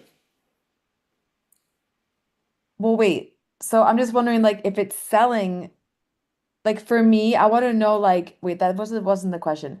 If it's selling and I know it's selling, I don't refund them. I just say it's going to be delayed, and if you want a refund, let me know. right? I wouldn't say that. I would just say it's delayed. So It's delayed. we'll send. So I learned this a while ago. This is funny that's coming up. I literally went over this on a call like right before this. We let's see, why did it happen? I think we got delayed from China. So like we got a delayed shipment. And so since that shipment got delayed, orders weren't going out for like 3 weeks when we said, hey, you'll get it in 2 days. And I was like, don't say anything, don't call nobody, don't touch anything. Like we'll just hopefully everybody forgets that they ordered it, and maybe they'll, when it arrives, they'll be like, oh yeah, I forgot. Well, that was like the worst thing. Right. Because everybody's like, where's my order? You said 2 days, like we got chargebacks, declines, refunds, all the thing. And I called one of the guys, because this goes back to call your customers, call your leads. And of course my head's between my tail's between my legs. And I called this guy and I was like, hey, you charged this back. I was curious why. He goes, well, you told me to be there in 2 days and I didn't get for like 2 weeks. And then I just gave up and I called my bank. I was like, what could we have done differently? He goes, all I wanted was to be informed. Like if you just said, hey, it's going to take a couple more weeks, I've been okay with that. I just like there was no communication between you and the company, and you went dark, and I thought I was getting scammed, so I called my bank. So I was like, huh, that's interesting. So we were delayed like 2 months later, and so I wrote an email. It's like literally a paragraph that I highlight in yellow, and it said, hey, due to increased volume on sales, or we usually use like something like due to 100% tariffs because of Trump, or due to COVID, or due to like whatever's in the media that everybody's like knows about, right? We just take something from that, and we just write in an email and say, hey, due to 100% tariffs because of Trump, our shipments are delayed right now because they're being held in customs. So just know we have your order. When we get it, which we're expecting in 2 weeks, we'll ship it out immediately and get it to you quickly. So you should receive a tracking number from us within 14 days. If not, here's our phone number, here's our email, and call us. But we have your order, and it's in the queue. So we said something like that, and no refunds, no customer calls, nothing. Like it was like just business as normal. People just wanted to be informed. They were just excited to get their product in 2 weeks. So that's how we do it now. So when we test a product and we don't have the inventory, we just put that little blurb in there and take something from the media and just say, hey, it's 2 weeks out, it's 3 weeks out. And people they're just okay with it. And they're not like happy about it, but they're not canceling because of it. They're just understanding because it's in the media. Yeah. Right? Like there's always something I love that. to tie to the media, and sometimes you Yeah. gotta be creative. But right now it's all tariffs, so you can just say tariffs, and everybody just knows. That's Tariffs. awesome. Oh yeah, of course. Because So we didn't want to don't raise turn off the ad. Never turn off the ad. Okay. Never turn off the ad. Even if AWS takes out your website and you're down for a day, do not turn your ads off. Don't pause your ads. Okay. The only thing I would suggest is reduce your ad spend from wherever it is to maybe like $5. Facebook has to keep that running. They have to keep seeing it run. If you turn it off, they're like, screw you. We're going to go somebody who's has longevity. It's kind of like a credit score. Yep. The credit score, your Right. credit score gets better as you have a credit card for 3 years, 5 years, 10 years. Like your credit score increases. I feel like Facebook sees the same thing with ad time on. Like the longer that ad is on, the more that they give you grace. Versus if you're like, oh, I'm done with this, and you cut it, they're like, credit score went from 800 back to 5. Work your way back up, and you got to go back into that wonderful roller coaster of a mix, right? So that's why I always say just decrease the ad spend if something's down, off. If you want to change the trajectory of like where it's going, stuff like that. Keep going. Yeah, but $100 a day, that's quite In a bit. So module let's see how 2, much your stuff was, the extensions. oh well, I'm probably gonna do like between 79 and 149. Okay, all right. So then, yeah, $100 a day is probably about right. Yeah. So if you're gonna test a product out, and you mentioned that in module 2, it's like, do you actually go straight for $100 a day for like 3 days to see if you're gonna pivot or scale? We usually spend 2 to 3x the cost to consumer on one unit. So if the cost to consumer is $15, we'll spend 30 a day. If it's 79 or if it's $80, we'll spend 160 a day. So I always do like 2 to 3x the cost to consumer. Until you And get to like never- 100 clicks or maybe not. I don't know. It depends on, who that buyer is. It could be 300 clicks and you get one sale, but you made $100. Like you're just proving the product. I'm not looking to make a profit. I'm looking to see if there's life in the product. yeah. So I'll just have to learn the numbers. Yeah, I'll watch it again and see how to know if it's a winner or a loser, basically. Basically, if you're getting conversions at same cost to consumer, I see that as a winner. Like a break even. Oh, because then you just look at the AOV after that. Yep. Because you're using the V curve. Okay. So, Yeah. with the V curve, you're going to get people who buy 2.6 units per customer. So just because you're getting an ad conversion at cost to consumer, you're actually selling 2.6. So your cart should be like 200 for a $100 conversion or a $79 conversion. Yeah. Okay. For me, I'm just gonna jump in and then bring it to you guys and be like, what's going on here? So I'm just so excited to get started. Yeah. So it's just your sales page, which is built with ChatGPT. So we have all those prompts. And then from there, you build the order form validation page, which is your sales page. Create a really quick order form, which we just went over in mod 5, I think. Yep. Or 4, whatever that was. And then, from there, you that's all you need. You don't need upsells. You don't need anything else to test it. You just need sales page, order form, confirmation page, run a full test. You have everything you need, run the traffic. If it works, then build out the rest and start doing upsells to increase your AOV so that you are profitable. Okay. Yeah, I'm getting the samples. I did an MOQ and I'm getting the samples and I'm gonna be ready to go like ASAP. But I love how you're putting a fire under us to like, let's go, 2 days, you should be launched, Yeah, I So, mean, from the training, a sales page can be, we did it on the call. Like I did it in an hour. yeah. And so, okay, now you have a sales page. We build out your order form. Dante did that last week. He did that within 40 minutes. You saw where he clicks, click, click, click, click. Like we're building it from scratch in 40 minutes. So 2 hours of your time is building the funnel. 1 more hour maybe for Facebook ads. And you're like, you got what you need. Yeah. Thank you. 3 Let's hours go. and you should be off and running. There's people who take like months. I know. We're launching in 2 days. And I most of launched that is webinars in product 4 research. days. Yeah, this is going to be so easy for me coming from the expert world. I could launch an expert webinar in like 4 days. It's crazy. That's why this is going to be so much fun for me. So I'm excited. Thank you. Yep. Cool. She gone. Hey, she's like, I got it. Maybe she fell asleep. Yeah, exactly. It's super cool though. She's grinding with us from China. I love that. Really quick, gang, I just want to show you something awesome. This is for Christina, but everybody else, as we start doing the thing, if you go to your ClickFunnels account, please don't mind my tabs. If you go to Learn and Connect and then Training Courses, that'll take you right here. And there's a One Funnel Away Challenge 2024. If you go into that one, 2 things I want to highlight. Come on, Wi-Fi. There we go.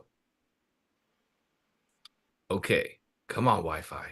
Okay. So if we go to our Ecom track, left-hand side right here, you're going to see a beginner and an advanced tab. Gang, in your free time, once you launch your funnel, you get it out there and you're like, okay, cool. I bought back an hour a day.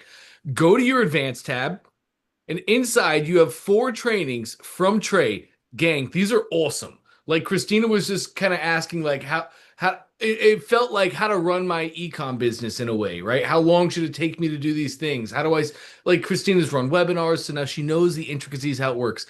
Gang, in advanced, day 1 through 4, Trey's going to teach you how to be a CEO. Literally, how to be a CEO and how to run an e-commerce business, how to make decisions. It's incredible. Do not forget about advanced. You can find that in any of your trainings. We also have the live call replays. And in these replays, you can go to the ecom calls with Trey Lewellen And gang, go to the bottom of these. Holy cow, forget Shark Tank. That is a misconception. That is a fool's gold. That is a wild chase on Shark Tank. Go here, go to the beginning of these recordings and watch a recording a day if you want to. This is where Trey's breaking down Ecom. I mean, it was on fire. It still is, but these recordings are awesome. He gave us 2 hours instead of one. There was just so much to do, and they're jam-packed with information. So I just wanted to show that. Again, that's if you go to your account, go to Learn and Connect, training courses, and then you'll see it show as One Funnel Away 2024 is where that's hiding. Trey, we got a couple minutes. You want to do a couple more questions? Yeah, of course. Cool. Vladimir had his hand up. How can we help, Vladimir? Quick question, Trey. I love everything you're doing, man. I appreciate it, and thank you for this information about 2024. I checked the 2025, and built a funnel based on that. But thank you also for the 2024 it's the exact same training, but in 2024 we have more of the recordings, and that's where Trey's Become a CEO training is. Perfect. Thank you so much. No, I'll check it out by all means. Quick question. So I will, as I mentioned yesterday, Dante, I'll do a flask and, run the ads, run the commercials. Hey, they can't go wrong.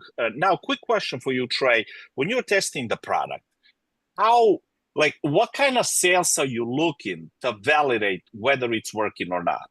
Because I got a handful of sales online, which, there's a lot of flaws in the funnel itself and the message and so on and so forth. But in general, is there some kind of stats that you're following?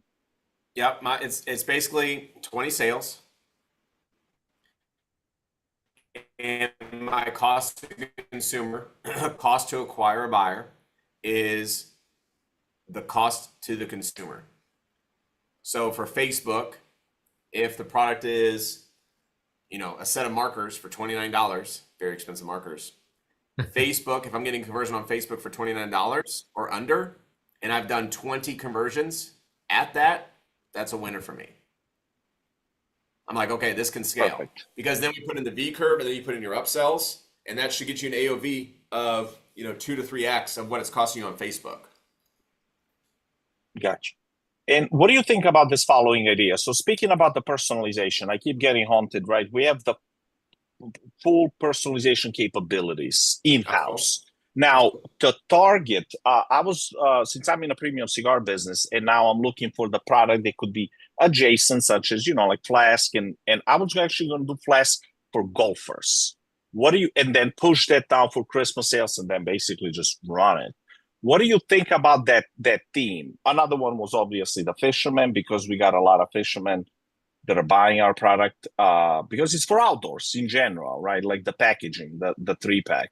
So is there some, any specific topic that you would point out now, so I can basically just run ads on that on top of your head? Are you saying for the flask? Yes. So I would go after, who are you selling the flask to? Golfers? So that's my, that was my idea, right? Okay. So I would go push it to golfer. Yep. I would look at the OFA training, which goes through the survey. Like we do a Google survey for phrases.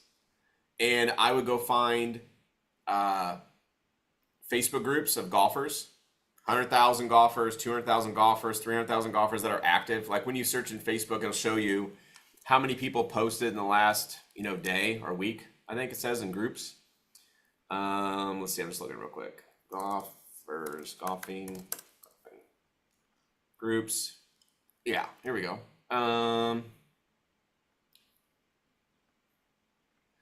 So I would just go in here and I just type golfing, and then I type groups.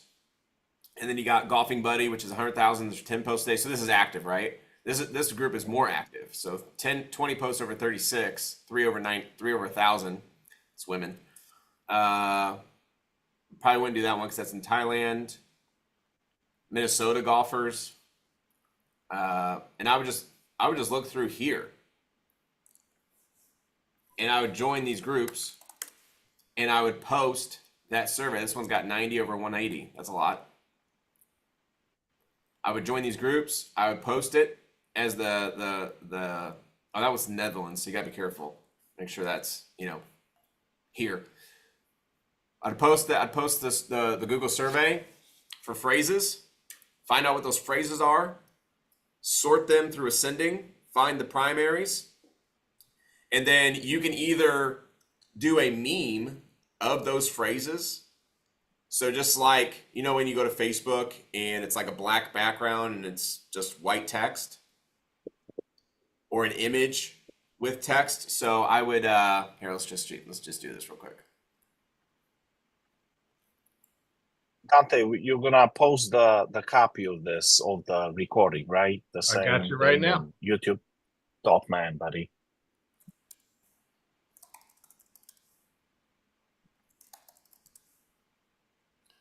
So I wouldn't do anything like girls or anything like that, just because you don't want them to comment because of the girl. But I would do something. Usually they have those. I don't know what those are called, like those vintage old memes. I'm trying to see what I'm trying to look for here.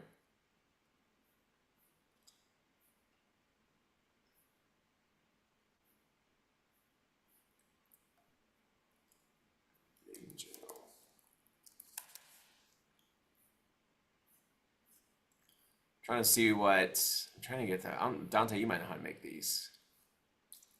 What are you looking for? Canva would do a good job too. It's like those. They used to be all over Facebook, and I really liked how they designed them. But it was almost like it was like a blue. It'd be like a blue background and like a stencil stick figure, and it'd be like mom talking to dad, or it's just like your traditional memes. Now they've come to like color and stuff. I was trying to see if I had like there was an example I could find here, but I would do something like a golfer, like a meme golfer. Even something like this would be okay. This one right here. Just because it's not like poking fun at a guy or a girl or their swing or their club. Like I want the focus to be on the phrase, of course. I'm trying to think if I can find one. Dang. But anyways, I'd put the phrases that are ascending to the top. Like when you ascend those phrases, you might have like 100 phrases. You might have 200 phrases. And then there's going to be like 4 or 5 that stick out. I would take those phrases individually and put them on a meme like this. And I would run engagement ads to each individual phrase or meme on a post. So I'd create these posts, I'd run an engagement post, each gets the same amount, maybe like $5 a day. And then I would see which one has the most engagement, the most likes, the most comments, the most whatever. That is the meme I would put on the flask. That is the phrase I'd put on the flask. And then you can sell the flask with that phrase. And that should be a pretty good indication that that's going to be a winner. Gotcha. So the way that I was actually thinking of doing is just put like a cool golf graphic, right? Like a golf ball, like with a very, because we can engrave anything and it would just look cool. But this is funny. This is actually like more like it's got substance. It's a story. It's a meme. It's you want funny. it has to be something that's relatable to them, that they identify with, and they're gonna be like, yes, that is me. So we did these. I forgot what the phrase we did, but we did these bullet glasses a while back, and they just like they were great. We had like there's this. Let me see if I can show you these real quick. But something this was really good for our niche. Now they make actually, funny enough, Adelaide, is they make ones with golf balls. So I'll show you ours first. So this is a bullet whiskey glass. And so we imported these from China. And then from our fulfillment center, we engraved a phrase. We found a really good phrase that hit our gun niche. And we put that phrase on there. And then we did their last name underneath it. And we did their last name through ClickFunnels because guess what? ClickFunnels takes in their first and last name. So there's no like other entry or anything like that we needed. We already had their last name. We printed on the bottom and then off it went. And then I do know that you can get the same thing.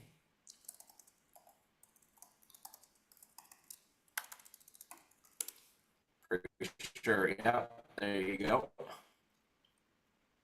So same type of thing here. Like this is something that most people don't have, and so it's different. And they want, like, people want different. People want conversation starters. So you can get a golf ball popped into here, and then best dad. So here you go. So this was like this was a groomsman kind of thing. But like we did ours with a phrase, and it freaking just kicked. It was really, really good. I have to go see. I'll see. Try to see where we sold that at. It's been a minute. Been a minute since we sold those. Those are cool though. Let's see if I can find them. But that's how I'd find the phrase, Bellamere. You need I'll something to connect them to that flask that they can't find in retail, that they can't find anywhere else. Yeah. I mean, my thought process was basically just to offer the actual name, right? We will personalize this with a name, and that's kind of like a selling point. But I know that they could have some scalability issues, right? Because people will be ordering for one, for two, but not necessarily, and my thought process is how do I make this to be for everyone, for masses. So that's actually a great suggestion. I will definitely look at this recording and not for go after these groups. For the golfer specifically. Yeah, for the golfers, but I'm saying it's more than just individuals. Yep. And quick, another question, and this was actually for you, Dante, but again, I mean, you guys both can chip in. So, like I've had these issues of running ads and so on and so forth, like but last night I was like just in a video that, has everything that is wrong with it, like the cigars be smoking and, I'm just talking, it was a cool story. And I was like, you know what? Let me just go with it. And I just hit boost post, and this thing is just flying on Instagram. Like, is there a difference between running the traditional ad and then, like, as much as like just a traditional ad, setting it up and just boosting a post? Would you be aware of any differences? Yeah, there's no targeting, and there's no like pixels or like you can't, like, it's just to the world with no real outcome. It's just engagement. That's all Boost does, is engagement, not conversions. Yeah. Okay. No, I definitely then gotta go back to be creative on how do I actually run ads with the full scope of scale of analytics behind it. So thank you so much. We do a ton of boost posting, or we do a ton of post boosting on the expert side, but you don't use it much on Ecom, huh, Trey? I don't use it at all on Ecom. The only time I would use it is for that, to find that phrase. Yeah. Aside from that's engagement, not buying. Right. You want conversions. Yep. I want conversions. Understood. Yeah, makes sense. Well, thank you so much. Yeah, great question, Vladimir. I'm trying to find that glass. Oh, password.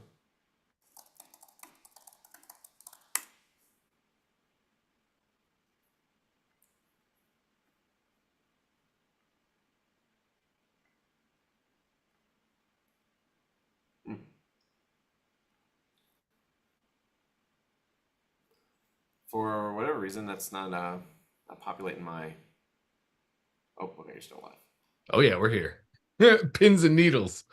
Oh, I'm just trying to find my reset password, and it's not, because it's the old ClickFunnels, not the new one. It's not, Gmail's like not loading right now for me. It's having a hard time here. Everything's been kind of slow lately for me. Yeah, I think that AWS stuff is. It's coming back online. Yeah.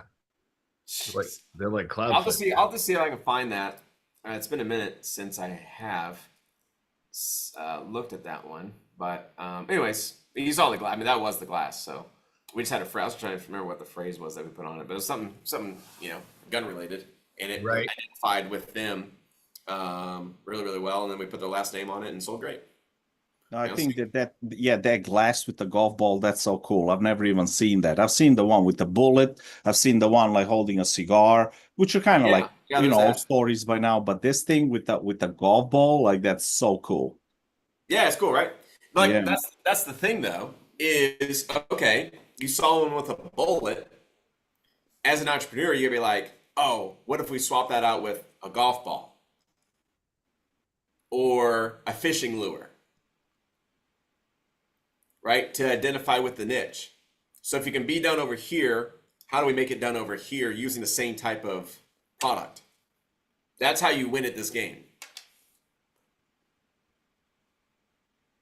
Make just little changes, the things that like people haven't seen before. What do you say, Trey? We only have to change a product 20%? 20%, make it better.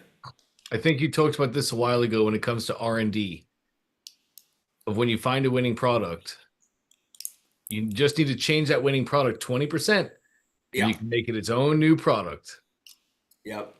See, I don't have an example of the one we did, but we had this one that we switched. All we did was we changed the color.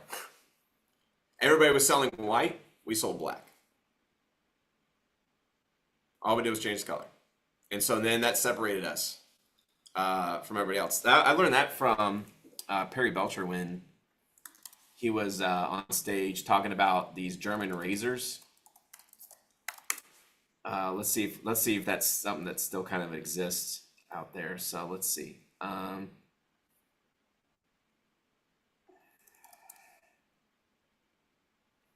He obviously had it on a slideshow.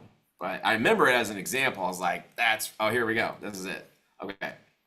So something pretty dang similar. All right. So there's that. Yeah. Okay.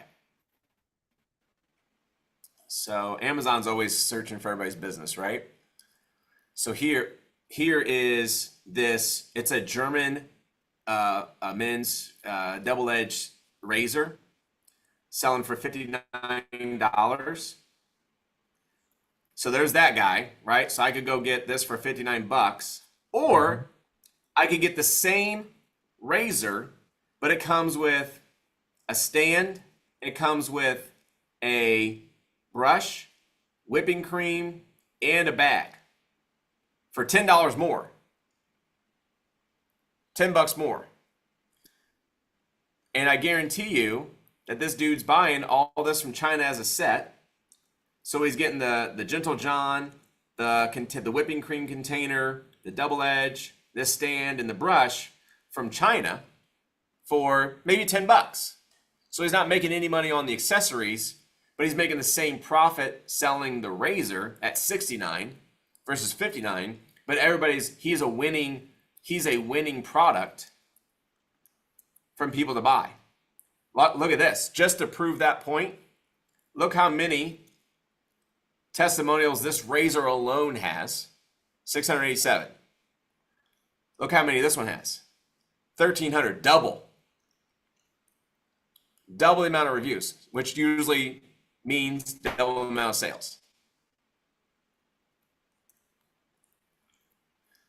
So the other thing you can learn here is by association, the value of the other products hold the same weight in quality. So by this being a very high quality brush or safety razor, we have the same safety razor here, but with all this China, non-German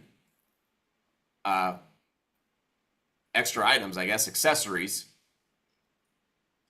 Since it's paired with this razor, we feel that all this has the same quality that this does for just $10 more.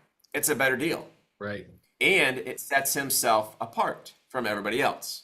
So kind of what Dante was saying is, what's your 20%? Here, you get a razor. Here, you get 7 more things, 20% more. You still get the same razor, but you get the whole kit. Pretty cool. Very cool.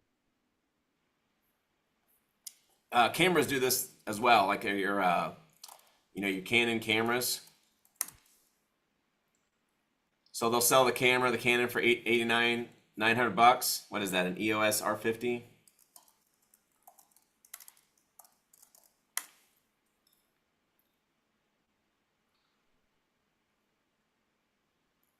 So the house like this one comes with like a brush, lenses, SD card in a bag. $849. SD cards, lenses, battery pack, recharging cable, bag for $849.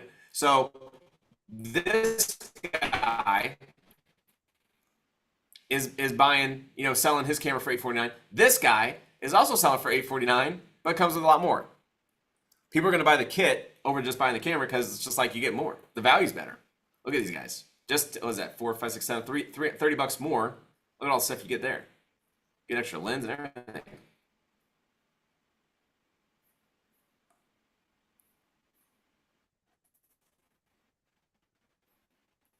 Just a cool way to sell. Just a cool way to sell. It is. How you said, like, that's really good if you have, high competition. Like on Amazon, the competition is so hardcore. You really have to set yourself apart. Yep. When you have your own funnel, you really don't have to be that much different than anybody else.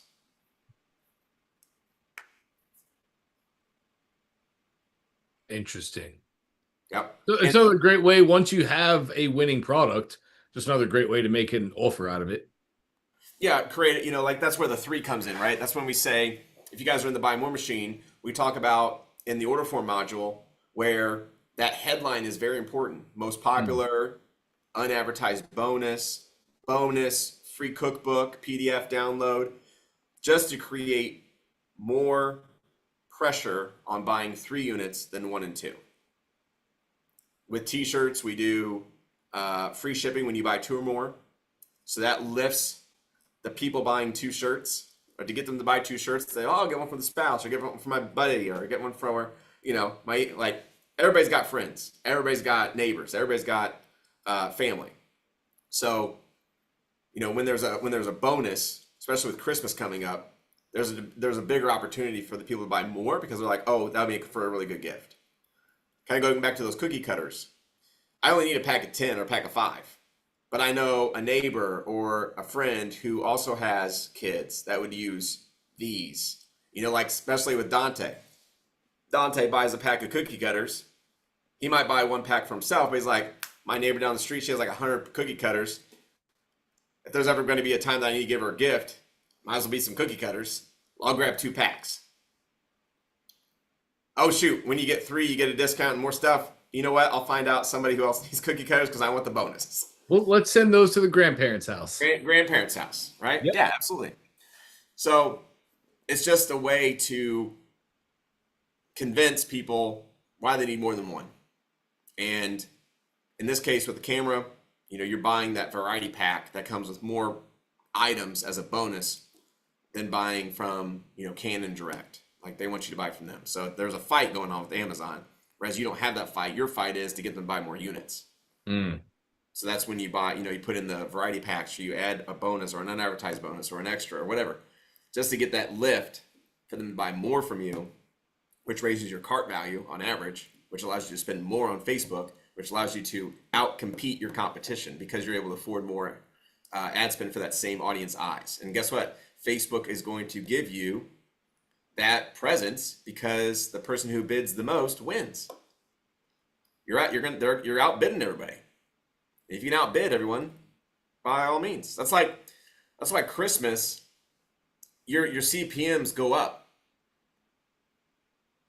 because the big dogs are on the playing field. The people who don't look for a ROAS, they just have millions of dollars to spend in marketing and advertising. So they just flush it through things like Facebook, Instagram, TikTok, Yahoo News, Google, all this stuff.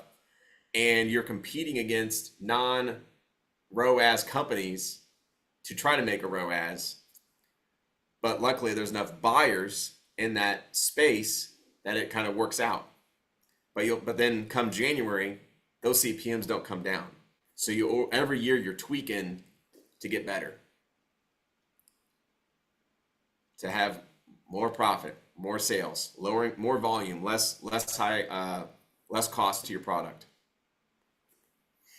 Just how you got to scale. Every year is getting harder. Like 50% of e-commerce is transacted on Amazon. That's crazy. 50%. So the other 50% is on Shopify, WooCommerce, ClickFunnels, Go High Level, like all the pieces, right? So like that's you're fighting for that 50%. But that's trillions of dollars. Right. All you need is a couple million, which is a very small percentage of money on it, honestly. And just take a little bit of that space to get a little bit of that crumb. I always say, we're mice. We're just looking for crumbs. We don't need sandwiches. We just need crumbs. We'll take the crumbs off the cookie cutter pieces. So hopefully that was helpful for everybody. That was awesome. Give you guys some ideas. Anyways. Yeah, I love that. Yeah. What a conversation today, man. That's great. Yeah, buddy. All right, man. Well, I'm going to jump. I appreciate you guys asking great questions. Get the recording up. Dante, is there anything else you needed from me?